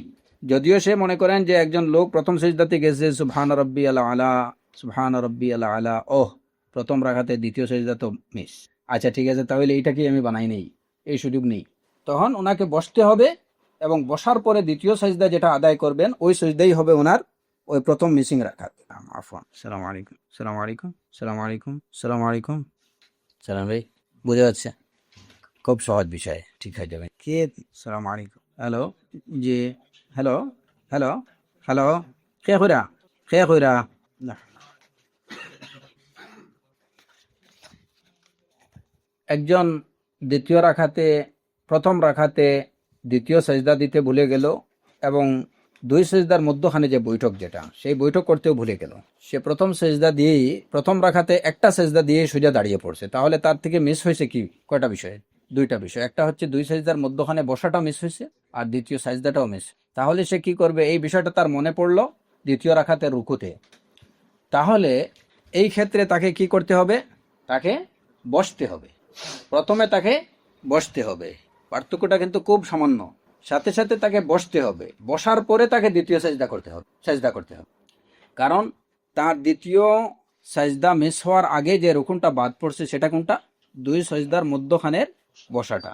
এর জন্য যখন দ্বিতীয় রাকাতে রুকুতে গেছে, ওই সময় তার মনে পড়ছে যে আমার প্রথম রাকাতের দুই সেজদার মধ্যখানের বৈঠক এবং দ্বিতীয় সেজদাটা আমার বাদ পড়ছে। এখন সে রুকু থেকে সোজা বসে যাবে, প্রথমে বসবে, বসার পরে সে সেজদা করবে। হ্যাঁ হ্যাঁ, এটা এই দোয়াটা পড়া, এটা তো সুন্নাহ। হ্যাঁ, দোয়াটা পড়া, যদি দোয়া নাও পড়ে কিন্তু তাকে বসতে হবে, অ্যাটলিস্ট বসতে হবে। বসার পরে তাকে সেজদা করতে হবে। এই ক্ষেত্রে সোজা রুকু থেকে যদি সে সরাসরি সেজদাতে চলে যায়, তাহলে হবে না। কারণ কি? আরেকটা রুকুন বাদ পড়ে গেছে, এখনো বাদ পড়ে। এর জন্য একমাত্র সালাতের মধ্যে, সালাতের মাসআলাগুলো প্রায় 5,000-এর অধিক। তো এই অবস্থায় এই বুলগুলোর ক্ষেত্রে তাকে কি করতে হবে? সে এইগুলা পড়লো, যেটা মিস হয়েছে ওইটা আদায় করবে, সালাম ফেরানোর পরে দুইটা সালাত। এই কথাগুলো প্রযোজ্য কিসের ক্ষেত্রে? অনিচ্ছাকৃত ভুল। কি ধরনের ভুল? রুকুন, হ্যাঁ, তাকবীরে তাহরিম ছাড়া অন্যান্য রুকুন মিসিং এর ক্ষেত্রে। যদি কোনো রুকুন বাদ পড়ে, আমরা বললাম রুকুর কথা, আমরা বললাম সাজদার কথা, আমরা বললাম দুই সাজদার মধ্যখানে বসার কথা, এই প্রত্যেকটাই হচ্ছে সালাতের রুকুন। যদি কারো থেকে সালাতের কোনো রুকুন, তাকবীরে তাহরিমা ব্যতীত যদি কোনো রুকুন বাদ পড়ে, তাহলে তার কাজ হচ্ছে ওই রুকুনটাকে তাকে পুরা করতে হবে, আদায় করতে হবে। এরপরে সালামের পরে দুই সাজদা দিতে হবে, তাহলে ঠিক হবে। অবশ্যই করতে হবে, ওয়াজিব। এরপরে রইল কি? রুকুনের পরে ওয়াজিব। এখন যদি সালাতে কেউ কোনো ওয়াজিব মিস হয়ে যায়, বাদ পড়ে, তাহলে সে কি করবে? ওয়াজিবটাও যদি কেউ ইচ্ছা করে বাদ দেয়, তাহলে বাতিল। আর যদি কোনো ওয়াজিব ভুলবশত বাদ দেয় এবং ওই ওয়াজিবের ওই যে সময়টা বা ওয়াজিবের যে স্থানটা, ওই স্থানটা থেকে সরে আসার আগেই তার মনে পড়ে গেল যে আমার ওয়াজিবটা বাদ পড়ে গেছে। পার হয়ে যাওয়ার পর যদি মনে করেন আবার বলেন। ওয়াজিব স্থানে ওইটা থেকে 5 কোটি ওয়াজিব পার হয়ে মুফতি সাহেব ভুল করলেন কিছু। একটু ভুল হলো। যদি ওই জায়গাতেই আমার মনে পড়ে যায়, আমি পজিশনটা চেঞ্জ করার আগেই যদি আমার মনে পড়ে যায়, তাহলে আমি কি করব? আমি ওইটা করে নেব। আমার উপরে আর সেজদা নেই, তাহলে আমার উপরে আর সেজদা নেই। আমি পজিশন চেঞ্জ হয়ে গেছে, তখন মনে পড়ছে, এই ক্ষেত্রে কি করব? ওই কাজটা আমাকে পুনরায় করতে হবে না। রুকুন এবং ওয়াজিবের মধ্যে পার্থক্য এইটুকু। রুকুন যদি আমার বাদ পড়ে, তাহলে সেই রুকুনটা আমাকে অবশ্যই আদায় করতে হবে। কিন্তু ওয়াজিব যদি বাদ পড়ে এবং পজিশন চেঞ্জ করার পরে যদি সেটা আমার মনে পড়ে, তাহলে আমি সেই ওয়াজিবটা পুনরায় আদায় করার অব্লিগেশন আমার উপরে নেই। অব্লিগেশন আছে যেটা, সেটা হচ্ছে সাজদায়ে সাহর। সাজদায়ে সাহর কখন করব সেটা আমরা বলছি। যদি দেখা গেল যে বিষয়টা তার ভুল পড়ছে, এটা যেমন মনে করেন যে একজন কিয়াম করছে, ফাতিহা পড়ছে, তারপরে আপনার সূরা পড়ছে, পড়ে সে রুকু করবে, বেচারা ডাইরেক্ট চলে গেছিল রুকুতে। সেজদাতে মাথা মাটিতে ঠেকানোর আগেই তার স্মরণ পড়ে গেছে যে এই রুকু তো করিনি, তাহলে সে সাথে সাথে রুকুর পজিশনে চলে যাবে, তাকে সেজদা সহ করতে হবে না। আচ্ছা, তো এটা তো হচ্ছে যে রুকুর ব্যাপার, যেহেতু এটা রুকুন, মানে আমি পজিশন চেঞ্জের উদাহরণটা দিচ্ছি। এটা কিন্তু ওয়াজিবের বিষয় না, পজিশন চেঞ্জ, যে ওই একটা পজিশন থেকে আরেকটা পজিশনে এখন সে মনে করেন যে তার পজিশন চেঞ্জ হয়ে গেছে, ওই জায়গা থেকে সে চলে গেছে, তাহলে সে কি করবে? তাহলে যদি এটা ওয়াজিব হয়, তাহলে ওই জিনিসটা আবার করতে হবে না, শুধুমাত্র দুইটা সাহু সেজদা দিতে হবে। না না, যদি কারো সালাতে কোনো রুকুন ভুলবশত কেউ বাদ পড়ার কথাটা তার স্মরণ হয়েছে কখন? ওই পার্ট থেকে চলে যাওয়ার আগেই তার স্মরণ হয়ে গেছে, ওই পার্ট থেকে চলে যাওয়ার আগেই তার স্মরণ হয়ে গেছে, তাহলে তো সে সাথে সাথে ওইটা করে নেবে। আর যদি হয় যে তার পজিশন চেঞ্জ হয়ে সে আরেকটা রুকুনে এসে পৌঁছে গেছে, তাহলে এই অবস্থায় তাকে যেটা মিস হয়েছে ওইটা আর আদায় করতে হবে না, সালাত শেষে তাকে সহজেজদা করতে হবে। না, এটা রুকুনের ক্ষেত্রে না, ওয়াজিবের ক্ষেত্রে।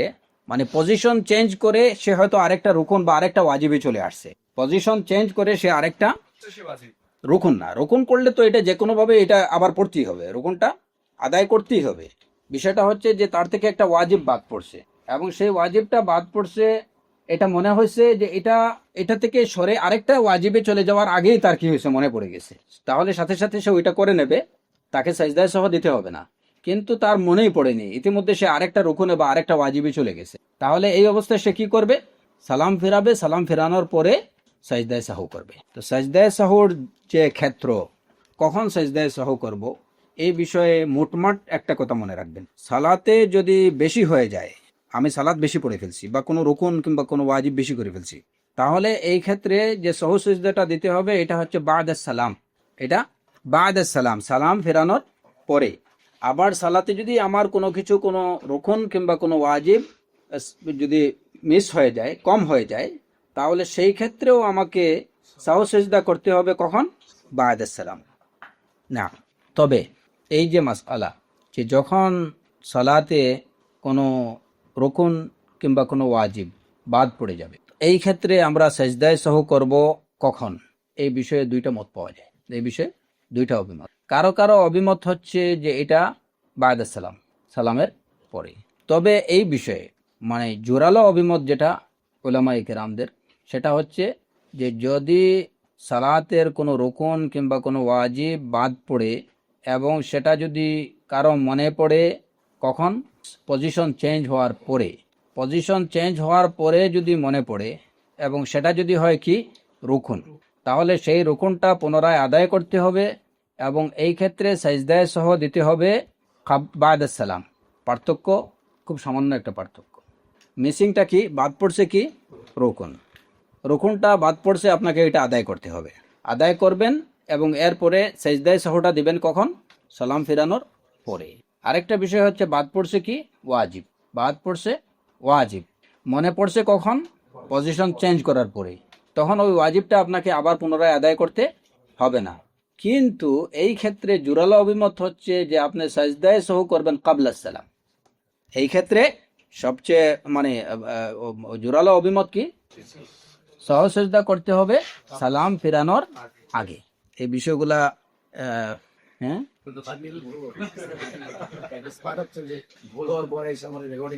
না এইগুলা ওই যে আপনারা ওই একটা সূত্র বানাই নিলেই দেখবেন এটা মনে থাকবে। খুব সহজ কথা। এই পর্যন্ত যেটুকু বললাম এইটুকু খুব সহজভাবে যদি আমরা এইটুকু বুঝি তাহলে এটা আপনারা যে কেউ মনে রাখতে পারবেন। একটা হচ্ছে সালাতে যদি আমার বেশি হয়ে যায় তাহলে বেশি হয়ে গেলে সর্বাবস্থায় আমাকে কি করতে হবে? সহসজদা করতে হবে সালামের পরে, শেষ। এখানে আর কোনো ইখতিলাফ নেই। সালাতে কম হয়ে গেছে, সালাতে আমি কম করে ফেলছি এবং সেই কমটা আমার কি রুকুন, তাহলে রুকুনের মধ্যে কম এটা কি না, গ্রহণযোগ্য না। ওই রুকুনটা আদায় করতেই হবে, আদায় করব এবং সেজদায় সহ দেব কখন? বাদাস সালাম। বাদ পড়ে গেছে আমার ওয়াজিব, মনে পড়ছে পজিশন চেঞ্জ করার আগেই, তাহলে আমি ওইটা করে নেব, তাহলে আমার সেজদায় সহ দিতে হবে না। মনে পড়ছে পজিশন চেঞ্জ হওয়ার পরে, তো ওই ক্ষেত্রে আমার ওই কাজটা আবার পুনরায় করতে হবে না, কিন্তু সেজদায় সহটা করতে হবে কখন? কাবলা সালাম। এই তো শেষ, রেকর্ড আর শুনতে হবে না। হ্যাঁ, কোনটা ওয়াজিবের ক্ষেত্রে কাবলা সালাম দিতে হবে, এটা এই বিষয়ে দলিল আমরা সামনে আসতেছি, দেখি কি পাওয়া যায়। হ্যাঁ, তবে এই বিষয়টা হচ্ছে ফোকাহায়ে কেরাম এবং ওলামায়ে কেরামের অভিমত। আপাতত দলিল এইটুকুই, আপাতত দলিল এইটুকুই যে এই যেটুকু আমরা বললাম এইটুকু হচ্ছে ওলামায়ে কেরাম, শেখ হুসাইমিন রাহিমাহুল্লাহ, শেখ বিন বাজ রাহিমাহুল্লাহ, ওনাদের ফতোয়া। হ্যাঁ, তো প্রথমত আমরা যে বিষয়টা কি রাখবো, যে যেখানে ওলামায়ে কেরামের ফতোয়া আছে তো ওই ফতোয়াটা অবশ্যই একটা দলিল নির্ভর, এবং আহলুস সুন্নাহ ওয়াল জামাতের উলামায়ে কেরামরা শরিয়ার বিষয়ে যে কথাগুলো বলেন সেই কথাগুলো ওনারা তাদের হাওয়া থেকে বলেন না। ওনারা নিশ্চয় ওনাদের আসাতিজা শুয়ুখ যারা তাদের থেকে এটা পাইছেন এবং সেই হিসাবে ওনাদের এটা বলা। তাহলে অনেক সময় এই কথাটা বলছে এই কারণে যে অনেক সময় দেখা যায় যে ফিকহি যে মাসাইলগুলো, ফিকহি কিছু ছোট ছোট মাসাইল আছে বা অনেক সময় ইজতিহাদি অনেকগুলা মাসাইল আছে, যে মাসাইলের বিষয়ে আমরা কি পাচ্ছি না, স্পষ্ট কোনো দলিল আমরা পাচ্ছি না। সেই ক্ষেত্রে আমাদের করণীয় কি? আমরা ইত্তিবায়ে মাযহাবে মুআয়্যান করব না কি করব? যে আমরা কোনো মাযহাবের কোনো এক ইমামের অনুসরণ করব, না এই ক্ষেত্রে আমরা আহলুস সুন্নাহ ওয়াল জামাতের উলামায়ে কেরাম উলিল আমর যারা সেই উলুল আমারের জামাতের অনুসরণ করব। সালাফি এবং খালাফিদের মধ্যে পার্থক্য এই জায়গাতেই, সালাফি এবং খালাফিদের মধ্যে পার্থক্য এই জায়গাতেই। যে বিষয়ে সুস্পষ্ট দলিল আছে কোরআন এবং সুন্নাহর, এর বেশিরভাগ ক্ষেত্রে দেখা যায় যে সালাফি বা খালাফিরা ইচ্ছায় হোক কিংবা অনিচ্ছায় ওইটাকে মেনে নিতেই হচ্ছে, কারণ এখন কি এখানে তার সামনে সুস্পষ্ট দলিল আছে। সমস্যাটা কোন জায়গায়? যে বিষয়ে ধরেন হয়তো ইজতিহাদের স্কোপ আছে বা সুস্পষ্ট কোনো দলিল নেই, তো খালাফিরা এই জায়গায় করে কি যে এই বিষয়ে আমরা একজন ব্যক্তিকে আমরা ব্লাইন্ডলি ওনাকে ফলো করব, উনি যা বলবেন তাই। আর সালাফিদের বৈশিষ্ট্য হচ্ছে যে না, এই জায়গাতে আমরা ব্লাইন্ডলি কাউকে কি করব না, অনুসরণ করব না, আমরা এখানে জামাতকে অনুসরণ করব। এবং সেই জামাত কারা? সালাফে সালেহিনের জামাত, উলামায়ে কেরামের জামাত, আহলুস সুন্নাহ ওয়াল জামাতের আইম্মায়ে কেরামের জামাত। এই হচ্ছে সালাফি এবং খালাফিদের মধ্যে পার্থক্যের যে সমস্ত পার্থক্যের মধ্যে একটা পার্থক্য হচ্ছে এটা। তো এই যে অনেক সময় যে ইজতিহাদি মাসাইল বা ফিকহি অনেকগুলো মাসাইলের ক্ষেত্রে আমরা প্রত্যক্ষভাবে অনেক সময় অনেকগুলো দলিল আমরা পাই না, কিন্তু এই ক্ষেত্রে আমাদের দলিল কি? ওয়া উলিল আমরি মিনকুম আতিউল্লাহ ওয়া আতিউর রাসূলা ওয়া উলিল আমরি মিনকুম, তোমাদের মধ্যে যারা উলিল আমর। উলিল আমর কারা? উলিল আমর বলতে যেটা আমরা বুঝি যে যারা অথরিটি, সেই অথরিটি এই উলিল আমরের তাফসিরের মধ্যে দুইটা বিষয় বলা হয়েছে। একটা হচ্ছে উলিল আমর যারা উমারা, রাষ্ট্রপ্রধান বা শাসকবর্গ, আরেকটা হচ্ছে যে তারা হচ্ছে রাষ্ট্রের অথরিটি, দেশ পরিচালনার অথরিটি। আর আরেকটা হচ্ছে উলাদ, যে উলিল আমর কারা? আল উলামা, কারণ দিনের অথরিটি তারা। তো যখন কোনো বিষয়ে ইজতিহাদি কোনো বিষয় বা ফিকহি কোনো বিষয়ে আমরা আহলুস সুন্নাহ ওয়াল জামাতের উলামায়ে কেরামদের কোনো বক্তব্য পাই, তাহলে সেটা কিন্তু ওই দলিলের অন্তর্ভুক্ত। আমরা সেই উলামায়ে কেরামদের এই কথাটাকে মানছি, তার মানে আমরা দলিলের অনুসরণ করছি। এছাড়া এটা একটা বিষয়। দ্বিতীয় বিষয় হচ্ছে যে উলামায়ে কেরাম হাক্কানি বা আহলুস সুন্নাহ ওয়াল জামাতের উলামায়ে কেরামরা তারা যে কথাটা বলেন এই কথাটা অবশ্যই কোনো না কোনো দলিল নির্ভর, যে একদম মন গড়া কোনো কথা সেটা অবশ্যই না। হয়তো এটা কি যে রাসূল সাল্লাল্লাহু আলাইহি ওয়াসাল্লাম থেকে কোনো হাদিস হয়তো নেই, কিন্তু তারা সাহাবায়ে কেরামদের থেকে আসর পাইছেন, সাহাবায়ে কেরামের আমল পাইছেন, সালাফদের থেকে এরকম কিছু বর্ণিত আছে, ওইটার উপরে ভিত্তি করে এই ফতোয়া না। মানে যারা জেনারেল তগুলো ফলো করাটাই। হ্যাঁ, এটাই তো আমাদের কাজ হচ্ছে, মানে অনুসরণ করা। ইত্তিবা। তাকলিদের এবং ইত্তিবায়ের মধ্যে ফারাক কি? তাকলিদ এবং ইত্তিবা, এই দুইটার মধ্যে পার্থক্য কি?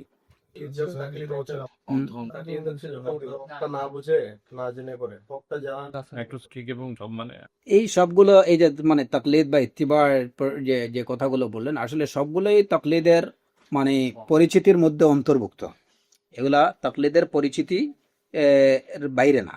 তবে মূল কথা হচ্ছে যে তাকলিদ হচ্ছে ইত্তিবাউ ইমামিন মুআয়্যানিন বিগাইরি নাজরিন ইলা দালিল।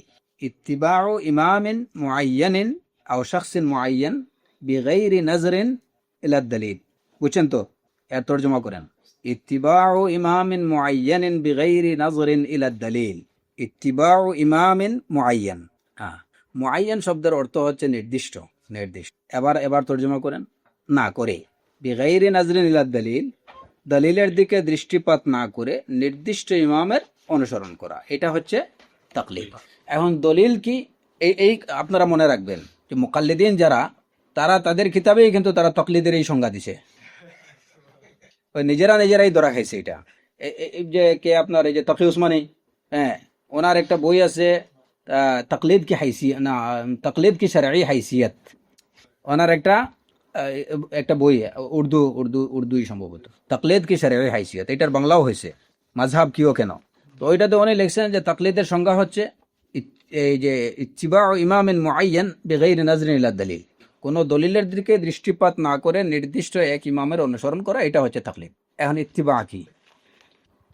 ইত্তিবা হলো, তাকলিদ এবং ইত্তিবার মধ্যে পার্থক্য হলো, ইত্তিবা হচ্ছে যে ইত্তিবাউ শাখসিন মুআয়্যান আলা দালিল, দলিলের উপর ভিত্তি করে কোনো ব্যক্তির অনুসরণ করা, দলিলের উপরে ভিত্তি করে কাউকে অনুসরণ করা, এটা হচ্ছে ইত্তিবা।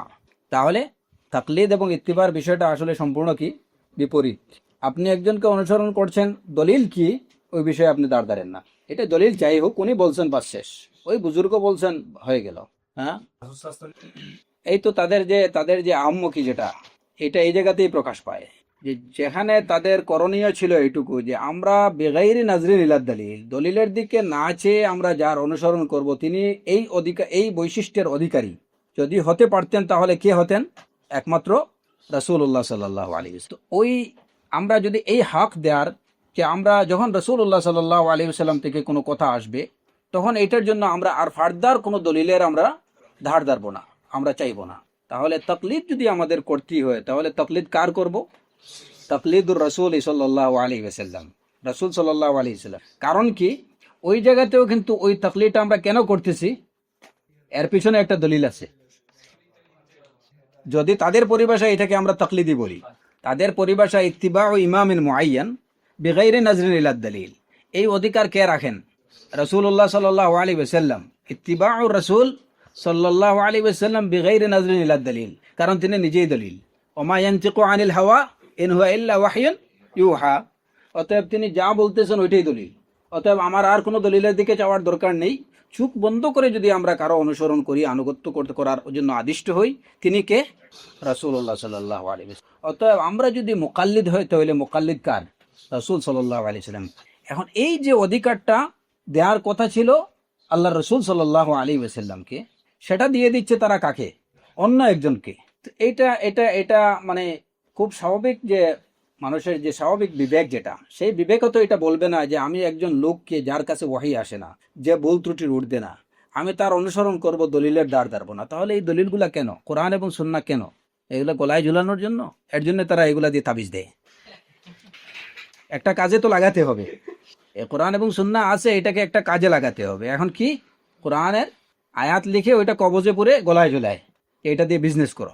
আবার কি, এটা দিয়ে মধ্যে মধ্যে ওই যে খতম পড়ে টাকাও কামানো যায়। সাহিহ বুখারী আছে, বুখারীর হাদিসের ওইগুলার উপরে আমলের দরকার নেই, এগুলা খতম পড়বান, সাহিহ বুখারীর খতম, এগুলা দিয়ে টাকা কামানোর জন্য। এগুলা ঢাকাতে হয়নি, বুখারীর খতম হয়তো মনে হয় হওয়ার কথা, বুখারী খতম। এবং আরো আশ্চর্যের বিষয় হলো যে তাদের কাছে কালামুল্লাহ থেকে কালামুর রসুলের দাম বেশি। এই লোকদের কাছে এগুলা বলতেছি যে যেহেতু আপনারা অনেক বিষয় ফেস করেন, যদি এই ধরনের কোনো আহাম্মকের মুখোমুখি হন, তাহলে এই বিষয়গুলো মনে রাখবেন। তাদের কাছে কালামুল্লাহ থেকে কালামুর রসুল সাল্লাল্লাহু আলাইহি ওয়াসাল্লামের মূল্য অনেক বেশি। কিভাবে? আজকে একটা খতমে কোরআনের জন্য যদি কয়েকজন হাফিজ সাহেবকে দাওয়াত দেন, তাহলে একটা খতমে কোরআনের রেট কত? ধরেন বেশি থেকে বেশি 5,000। আমার কাছে রেট আছে এগুলো। হ্যাঁ, অথচ একটা বুহারি খতমের রেট কত? Minimum 30,000, minimum 30,000। এই যে রেটগুলো আপনাদের জানাই দিই, যদি মাঝে মধ্যে পড়েন তাহলে ওইটা বাজার দর দেখে আপনারা কি করতে পারেন। হ্যাঁ, এই যে দরগা মাদশা, ব্যবসা ভালো। তা আমাকে একদম ওই যে নতুন রেটটা পাঠাইছিল একজন। হ্যাঁ, আমাকে এই যে খতম ও দোয়া বিজ্ঞপ্তি নামে একটা কি আছে, খতমে কোরআন 30 জন 30 পারা 200 টাকা করে 6,000 টাকা, আর 300 টাকা যদি হয় তাহলে হবে 9,000 টাকা। এর সাথে সিন্নির জন্য দেবেন আরো 2,000 টাকা। তো সব মিলিয়ে খতমে কোরআনের মিনিমাম রেট হচ্ছে 7,000, ম্যাক্সিমাম রেট 11,000। খতমে বুখারি 30 পারা 30 জনে 1,000 করে, পার পারা 1,000 করে, 30,000 টাকা নিম্নে। যদি আপনার পরিচিত লোকজন হয়, আপনি তাদের মাদ্রাসাতে যদি এমনি মাঝে মধ্যে চাঁদা টাদা দেন, তাহলে 20,000 টাকায় 10,000 টাকা ডিসকাউন্ট আছে, 20,000 টাকা হয়ে যাবে। তো মিনিমাম 20,000, আর মিডিয়াম হচ্ছে 25,000, আর ম্যাক্সিমাম হচ্ছে 30,000। খতমে নারী আরেকটা আছে, 11 জনে পড়তে হয়, এটা 11,000 টাকা, মিনিমাম 8,000 টাকা। খতমে ইউনুস 45 জনে 200 টাকা করে, এটা মিনিমাম 9,000, মিনিমাম 4,500 টাকা, আর ম্যাক্সিমাম 9,000 টাকা। আর মাদ্রাসা ছাত্রদেরকে জিলাপি মিষ্টি খাওয়ানোর জন্য 500 জনে আরো দেবেন 5,000 টাকা। আখনি বা পোলাও খাওয়াতে হলে তাহলে 500 জনকে আরো দিবেন আপনি 15,000 টাকা। আর সেকেন্ড ম্যারেজের জন্য যদি দোয়া করাইতে চান, তাহলে এটার রেট হচ্ছে 5,000 টাকা। ফ্যামিলি সহ ইউকেতে অ্যাপ্লাই মঞ্জুরির জন্য দোয়া হচ্ছে 10,580 টাকা। আর ব্রিটিশ সিটিজেন মেয়ে যদি পাইতে চান, তাহলে এটার জন্য দোয়ার রেট হচ্ছে 1.5 লক্ষ টাকা। আর এই বর্তমান সিজনে এই হুজুররা যারা আর কি, যে প্রত্যেক দিন একটা ওয়াজ মাহফিলের দাওয়াত পাওয়ার জন্য, মানে হুজুরের দোয়া করাইতে হয় আর কি, হুজুরে তার ওই যে ওয়াজ মাহফিলের দাওয়াত পাওয়ার জন্য প্রত্যেক দিন 4টা প্রোগ্রাম যাতে পায়, এর জন্য দোয়া যদি করাইতে হয় তাহলে তাকে দিতে হবে 12,460 টাকা। যদিও বিষয়টা ফানি, কিন্তু আসলে ফানি না।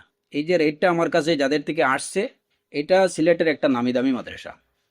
ওইখানে আমাদের এক ভাই আছেন টিচার, তো ওই মাদ্রাসায় এই রেটেই করা হয়, উনি ওইটাই আমার কাছে দিচ্ছে। এবং এই যে যতগুলো বিষয়, এই সবগুলোর এই রেটেই সিলেটের সব মাদ্রাসাগুলোতে এই রেটেই কাজ চলতেছে। এখন আমাদের প্রসঙ্গ যেটা ছিল, তাহলে তাদের কাছে কালামুল্লাহ থেকে কালামুর রাসূল বেশি দামি না? সেখানে আপনি কোরআন খতম কত দিয়ে হচ্ছে 5,000, ওইখানে খতমে বুখারীর রেট কত? 30,000। এই হচ্ছে দেওবন্দি মজহাবিয়ুন যারা, এদের চিত্র হাল হচ্ছে এটা। যাই হোক, তো আমাদের এই যে সাহু সিজদার বিষয়ে শেষ কথা ছিল কি, যে যদি আমাদের কোনো কি মিস হয়, ওয়াজিব মিস হয়, এবং সেটা যদি মনে পড়ে স্থান চেঞ্জের পরে, তাহলে এই ক্ষেত্রে ওই ওয়াজিবটা পুনরায় আদায় করতে হবে না। তবে সাহু সিজদা করবো আমরা গ্রহণযোগ্য মতে কাবলাস সালাম। এর উদাহরণ যেমন দেখেন, যে একজন লোক এই যে 4 রাকাতের সালাতের মধ্যে দ্বিতীয় বৈঠক যেটা তাশাহুদটা, এই তাশাহুদটা এটা কি ওয়াজিব।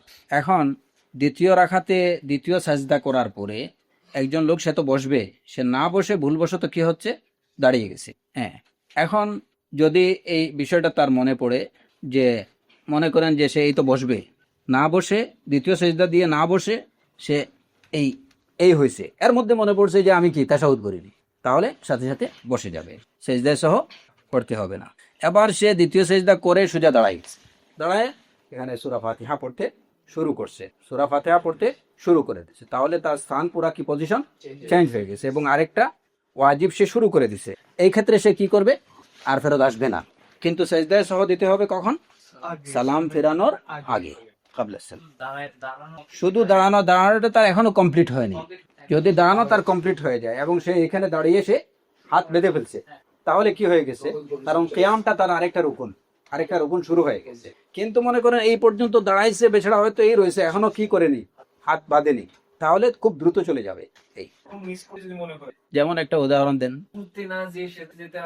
রুকুতে, হ্যাঁ, যদি সেজদাতে যাওয়ার আগে ওই রুকুনে যাওয়ার আগেই যদি তার মনে পড়ে, তাহলে সে ওইটাতে ফেরত আসবে, সাথে সাথে ওইটাতে ফেরত চলে আসবে, রুকুতে চলে আসবে, সহজটা করবে।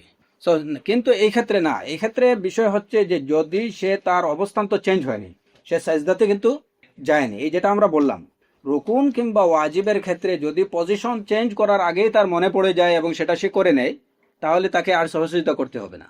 কিন্তু পজিশন চেঞ্জ হয়ে গেলে তাহলে রুকুনের ক্ষেত্রে ওইটা রিপিট করতে হবে, রুকুনটা পুনরায় আদায় করতে হবে, কিন্তু ওয়াজিবের ক্ষেত্রে ওইটা পুনরায় আদায় করতে হবে না, তাকে সহযোগিতা করতে হবে। সেই সহযোগিতাটা ওয়াজিবের ক্ষেত্রে করতে হবে কাবলা সালাম। আর রুকুন যদি মিস হয় কিংবা রুকুন যদি এই যে মানে ভুল পড়ে যায়, হ্যাঁ, তাহলে ওইটা আদায় করবে এবং সহযোগিতা করবে বাদাস সালাম। না, এবার ফজলে রাব্বি ভাই আপনার দলিল, এই যে আলোচনা করলাম এই আলোচনাগুলোর দলিল কি? দলিল হচ্ছে সাহিহ বুখারীর হাদিস, আব্দুল্লাহ ইবনু বুহাইনা রাদিয়াল্লাহু আনহু থেকে বর্ণিত, আন্না নবী সাল্লাল্লাহু আলাইহি ওয়াসাল্লাম সাল্লা বিহিমুজ যুহর فقام في الركعتين الأوليين ولم يجلس فقام في الركعتين الأوليين ولم يجلس يعني للتشهد الأول فقام الناس معه حتى إذا قضى الصلاة وانتظر الناس تسليمه كبر وهو جالس فسجد سجدتين قبل أن يسلم ثم سلم। যে একবার রাসূলুল্লাহ সাল্লাল্লাহু আলাইহি ওয়াসাল্লাম সাহাবায়ে কেরামদের নিয়ে জোহরের সালাত পড়ছিলেন, তখন দ্বিতীয় রাকাতে না বসে তিনি দাঁড়িয়ে গেলেন, দ্বিতীয় রাকাতে না বসে দাঁড়িয়ে গেলেন। তো মুক্তাদিরাও তার সাথে সবাই দাঁড়িয়ে গেলেন। তো যখন সালাত ওই যে 4 রাকাত যখন কমপ্লিট হলো, ওই সময় সাহাবায়ে কেরামরা অপেক্ষা করছেন যে রাসূলুল্লাহ সাল্লাল্লাহু আলাইহি ওয়াসাল্লাম সালাম ফেরাবেন, সালাম ফেরানোর অপেক্ষা করছেন। তো দেখা গেল যে ওই সময় রাসূলুল্লাহ সাল্লাল্লাহু আলাইহি ওয়াসাল্লাম আবার আল্লাহু আকবার বলে উনি 2টা সাজদা করলেন, তারপরে উঠে বসলেন, তারপরে সালাম ফিরালেন। এবার দলিল ক্লিয়ার নেই আপনার? এখন ওই যে হানাফিরা অনেক সময় করেন কি, ওনারা কাবলা সালাম সাজদা দেন, ওনাদের সবগুলো সাজদাই কিন্তু কাবলা সালাম হয়। আচ্ছা, কাবলা সালামের কন্ডিশনটাও হলো যে আত্তাহিয়াতু পড়ে তাশাহুদ পড়ে ওনারা তারপরে সাজদাতে চলে যাবেন, উঠে বসবেন, আবার আত্তাহিয়াতু পড়বেন, তাশাহুদ পড়বেন, দুরুদ ইব্রাহিম পড়বেন, মাসুরা পড়বেন, তারপরে কি সালাম ফিরাবেন, একদিকে সালাম ফিরানো। হ্যাঁ, একদিকে সালাম ফিরানোর পরে আত্তাহিয়াতু পড়ে একদিকে সালাম ফিরাবেন, তারপরে 2 সেজদা করবেন, আবার তাশাহুদ পড়বেন, দুরুদ পড়বেন, সালাম ফিরাবেন। এটাই হচ্ছে ওনাদের প্র্যাকটিস। এই হাদিস যে রাসূলুল্লাহ সাল্লাল্লাহু, ভালো করে খেয়াল করবেন, 4 রাকাতের সালাতে 2 রাকাত পড়ে তাশাহুদে না বসে উনি দাঁড়িয়ে গেলেন, সালাত পুরা করলেন, শেষ বৈঠকে যখন বসলেন সাহাবায়ে কেরামরা বলতেছেন যে আমরা তখন ইন্তেজার করছি কিসের? তাসলিমের। আমরা তখন ইন্তেজার করছি তাসলিমের, যে রাসূল সাল্লাল্লাহু আলাইহি ওয়াসাল্লাম সালাম ফেরাবেন। ওই সময় তিনি আল্লাহু আকবার তাকবীর বললেন এবং 2টা সাহু সিজদা করলেন, তারপরে সালাম ফিরালেন। এই হাদিস থেকে কি বুঝলেন আপনারা? হ্যাঁ, সালাম দিতে কাবলা সালামের পূর্বে সালাম ফিরানোর আগে সাহু সিজদা করতে হবে, তারপরে সালাম ফিরাতে হবে। আমরা এটা বুঝলাম। আর কিছু বুঝছি? সালাম ফিরানোর জন্য অপেক্ষা মানে তাশাহুদ শেষ, আহসান, বারাকাল্লাহু ফিক। এতে বোঝা গেল কি যে কেবলমাত্র তাশাহুদ পড়েই কি করেননি, আল্লাহু আকবার বলে সাহু সিজদাতে যাননি। সাহাবায়ে কেরামরা অপেক্ষা করছেন যে আমরা অপেক্ষা করছি সালাম ফেরানোর জন্য। তাহলে শেষ বৈঠকে বসে কখন সালাম ফেরানোর অপেক্ষা করা যায়? তাশাহুদ, দুরুদ সবকিছু পড়ার পরেই কিন্তু সালাম ফেরানোর জন্য অপেক্ষা করতে হয়, কেবল তাশাহুদ পড়েই তো সালাম ফেরানোর জন্য না। তাহলে এটা হচ্ছে হানাফিদের বিরুদ্ধে সুস্পষ্ট দলিল যে কেবল তাশাহুদ পড়েই আসসালামু আলাইকুম ওয়া রাহমাতুল্লাহ পড়ে আপনি সিজদা করবেন। এটার দলিলটা কই? হাদিসের ফিকহটা হচ্ছে এই জায়গাতেই। সালাম দিলেন নামাজ শেষ, হ্যাঁ, হবে, অসুবিধা নেই। পুরা নামাজ বেরোয় গেল, কারা ফিরে যায়, সালাম দিয়ে নামাজ শেষ করে এই তো শেষ হয়ে গেল। হ্যাঁ, হযরত পৌঁছল। না, এখন কথা হচ্ছে যে দলিল ছাড়া কাজ করলে তো এগুলো তো হবেই। এখন সহজ সহজে এরা কয়টা দেবে? বুলের উপরে ভুল করতেছে, অথচ এটা তারাও বলে এইটুকু যে সালাতের তাহরিমুহা আত-তাকবীর ওয়া তাহলিলুহা আত-তাসলিম, যে সালাতে আপনি আল্লাহু আকবার বলবেন, আপনি সালাতে ঢুকে গেলেন, সালাতের বাইরে সব জিনিস আপনার জন্য হারাম হয়ে গেল। তাহরিমুহা আত-তাকবীর, যখন কেউ তাকবীরে তাহরিমা বলে ফেলবে তার জন্য অন্যান্য সব দুনিয়াদারি সবকিছু তার জন্য হারাম। ওয়া তাহলিলুহা আত-তাসলিম, যে সালাত থেকে সে হালাল হয়ে গেল আসসালামু আলাইকুম ওয়া রাহমাতুল্লাহ বলে। এখন তারা আসসালামু আলাইকুম রাহমাতুল্লাহ বললেন, সালাত থেকে কি হয়ে গেলেন? বেরিয়ে গেলেন। এখন পর্যন্ত ওনারা সালাতে আসেন, এটার দলিল কি? কারণ সালাতের প্রত্যেকটা কাজ করতে হবে দলিল ভিত্তিক। এটা তো ইবাদা, এটা আমার মন গড়া যদি কেউ করে তাহলে সেটা হবে? কারণ ইবাদতের বিষয় হচ্ছে এটা সম্পূর্ণরূপে কোরআন এবং সুন্নাহ নির্ভর। এখানে ইজতিহাদের কোনো সুযোগ নেই। প্রত্যক্ষ যে সমস্ত বিষয়গুলো ইবাদা, প্রত্যক্ষ ইবাদা, সেই ইবাদতের বিষয়ে ইজতিহাদের বা কিয়াসের কোনো সুযোগ নেই। সে তার মতো সাহসের দিকটা আমার অন্য সব কিছু তো আমি সাহসের সাহসিকতার ক্ষেত্রে হচ্ছে ভুলটা কে করছে? ইমাম সাহেব করছে, শুধরাইবে কে? ইমাম সাহেব সংশোধন করবে। অতএব তার ভুলের দায়িত্ব তার উপরে। আপনার কাজ হচ্ছে আপনি অনুসরণ করতেছেন সেটা দলিলের উপরে ভিত্তি করে। ইদা কাব্বার আল ইমাম ফাকাব্বিরু ওয়া ইদা রাকাআ ফারকাউ ওয়া ইদা সাজাদা ফাসজুদু, হ্যাঁ, ওয়া ইদা ক্বালা সামি আল্লাহু লিমান হামিদা কুলু রাব্বানা ওয়া লাকাল হামদ। তো আপনি এই দলিলের ভিত্তিতে তার অনুসরণ করতেছেন। এখন বেচারা যদি ভুল করে তাহলে তার ভুলের পরিণতি সেই বহন করবে, আর আপনি আপনার ইত্তিবায়ের রিওয়ার্ড যেটা ওইটা আপনি পেয়ে যাবেন। না, দরকার নেই, দরকার নেই। আমি তো জিনিসটা জানি, আমার জানলাম ভুল তো করছে, এবং বেচারা ভুল সংশোধনের জন্য একটা ব্যান্ডেজ দিছে, সেই ব্যান্ডেজটাতে হয়তো ভুল করছে। তো এখন এটা সংশোধনের দায়িত্ব তো আপনার উপরে না, যে ভুল করছে সেই সংশোধন করছে, এবং তার সেই সংশোধনই তো আবার কি রয়ে গেছে, ভুল রয়ে গেছে। তো এটার জন্য সে কি করবে? সে আল্লাহ সুবহানাহু ওয়া তাআলার কাছে জবাবদিহি করবে। কারণ আমরা আদিষ্ট কিসের জন্য? ইত্তিবায়ের জন্য। এখন যেমন ধরেন হয়তো একজন ইমাম সাহেব 2 রাকাত পড়ে না বসে উনি দাঁড়িয়ে যাচ্ছেন, আমার ভালো করে মনে আসছে যে বসতে হবে এখানে, আমি দেখতেছি যে এটা ভুল, তো বেচারা একটা ওয়াজিব ছেড়ে দিচ্ছেন। এখন যে না ঠিক আছে আপনি দাঁড়ান, আমি বসে রইলাম, যদি এটা কেউ করে তাহলে তার সালাত হবে? হবে না।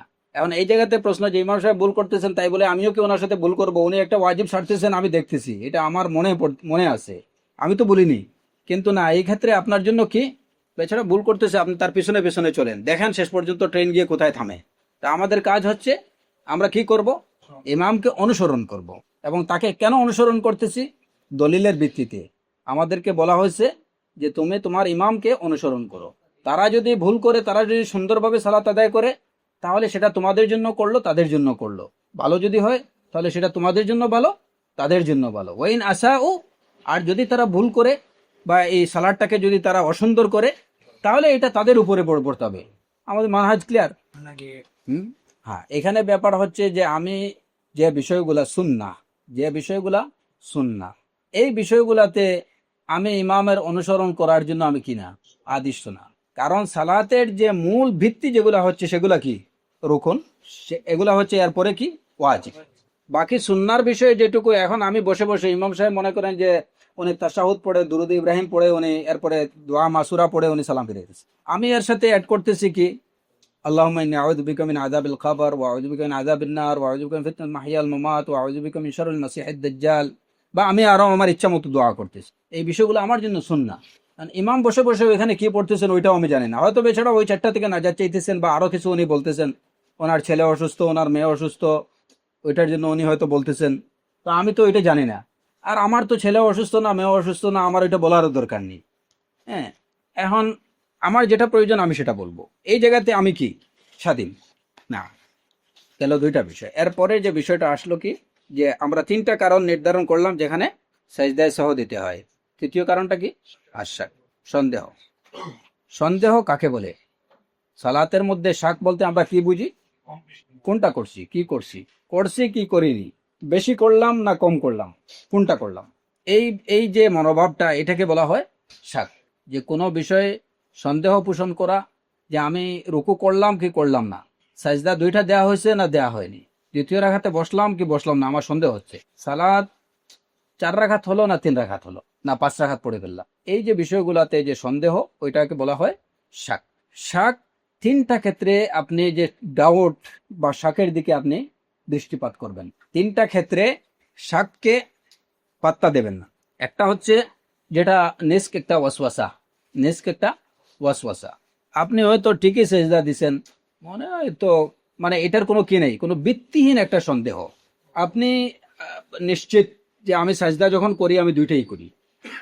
তো যেমন আসে না অনেক সময় যে সালাতের মধ্যে আপনি অজু করতেছেন, মাথা মাসে করছেন ঠিকই, এরপরে পা ধুইতেছেন, পা ধোয়া শেষ, মাথা মাসে করলাম কিনা, অথচ এটা আপনার অভ্যাসই যে আমি হাত ধোয়ার পরে আমি মাথা মাসে করি, কিন্তু এখানে আপনার একটা কি আসতেছে, একটা শক তৈরি হচ্ছে, করলাম, মানে এটা কোনো বেসলেস একটা কি ডাউট।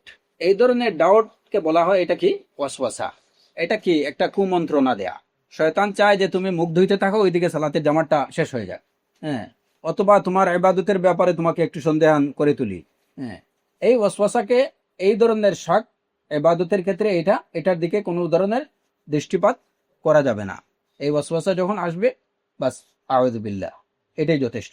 এখানে সাজদায়ে সাহুরও প্রয়োজন নেই, কোনো কিছুরই প্রয়োজন নেই। সব ধরনের ইবাদতের ক্ষেত্রে যখন আপনার শাক আসবে, ওয়াসওয়াসা আসবে, তো এই ওয়াসওয়াসার দিকে দৃষ্টিপাত করা যাবে না। দ্বিতীয় হচ্ছে যে একজন লোকের এটা একটা তার অসুখ হয়ে গেছে, এটা তার একটা রোগ হয়ে গেছে, সবকিছুতে সন্দেহ। অজু করলো, আচ্ছা পা ধুইলাম কিনা, পুরাপুরি ধুইছে কিনা, এটা একটা। প্রস্রাব করলো, আধা ঘন্টা বসে ওইখান থেকে আসলো, তারপরে আবার কাপড়ে ফুটা পড়লো কিনা, আচ্ছা। তারপরে ইস্তেঞ্জা করছে, ঠিক মতো করলাম কিনা, সালাতে দাঁড়াইলো, রুকুতে তসবিহ পড়লাম কিনা, মানে সবকিছুতেই তার একটা সন্দেহ। এটা একটা ওই যে ওয়াসওয়াসা একটা রোগ আছে। যদি দেখা যায় যে এই এই যে শকটা কারো এটা রোগে পরিণত হয়ে গেছে, যে সবকিছুতেই তার শক হয়। এই যে একটা কি আছে না, এটাকে কি বলে, সূচিবাই, হ্যাঁ। তাহলে এই ক্ষেত্রে এই শকটা আপনি আমলে নেবেন না, এটা ধর্তব্য না। ওইটা দিয়ে আপনি সম্পূর্ণরূপে এটাকে মানে এটা দৃষ্টির বাইরে রাখবেন। আর তৃতীয় বিষয় হচ্ছে, সন্দেহ আসলে সালাত আপনি পড়ে ফেলছেন, সালাত শেষ বা অজু আপনার শেষ, এরপরে অজু শেষ করার পরে আপনার সন্দেহ হইলো আমি কুলি করছিলাম কিনা, তাহলে এই ক্ষেত্রে এই সন্দেহের দিকে দৃষ্টিপাত করা যাবে না। তাহলে তিনটা ক্ষেত্রে শককে আমলে নেওয়া যাবে না। তিনটা ক্ষেত্র কি? অসুখ, অসুখ, হ্যাঁ। আবাদতটা বা আমলটা শেষ হওয়ার পরে ওই আমল নিয়ে যদি কোনো শক তৈরি হয়, তাহলে সেইটাকেও আমলে নেওয়া যাবে না। আপনি সালাত শেষ, আপনার সালাত শেষ হয়ে গেছে আপনার, আচ্ছা আমি দ্বিতীয় রাকাতে বসছিলাম কিনা, আপনি বসেন আর না বসেন আপনার সালাত হয়ে গেছে। আপনি এটাই মনে রাখবেন যে আমার এই এই যে যে এই এই শাকটাকে আপনি আর মনের মধ্যে ঠাই দেবেন না, সালাত শেষ, এই শাককে আমলে নেওয়া যাবে না। তো এই তিনটা ক্ষেত্রে শাক এটা গ্রহণযোগ্য না। একটা হচ্ছে একটাকে ওয়াসওয়াসা, দ্বিতীয় হচ্ছে অসুখ, তৃতীয় বিষয় হচ্ছে আমলটা কমপ্লিট হওয়ার পরে যদি ওই বিষয়ে কোনো সন্দেহ দেখা দেয়, তাহলে এটা গ্রহণযোগ্য না। তাহলে গ্রহণযোগ্য কোন ক্ষেত্রে? শাকটা গ্রহণযোগ্য কোন ক্ষেত্রে? শাকটা আমরা যেখানে ওই যে সালাত বিষয়ে যখন আলোচনা করছি, তখন দেখা যায় যে সালাতের মধ্যে শক দুইটা জায়গায় গ্রহণযোগ্য। শাকটাকে আমলে নিতে হবে দুইটা ক্ষেত্রে। প্রথম তো বিষয় হচ্ছে যে আপনার কাছে একটা বিষয় নিয়ে সন্দেহ হচ্ছে যে আমি সালাত 3 রাকাত পড়লাম না 4 রাকাত পড়লাম, বিষয়টা নিয়ে সন্দেহ। কিন্তু আপনার কাছে মনে হচ্ছে যে না আমি 4 রাকাতই করছি, মানে আপনার প্রবল ধারণাটা হচ্ছে যে আমি ঠিকই পড়ছি, যদিও আমি ভুল করছি এই সন্দেহটাও তো আমার মধ্যে আছে, কিন্তু প্রবল ধারণা যে আমি ঠিকই পড়ছি, ভুল করিনি।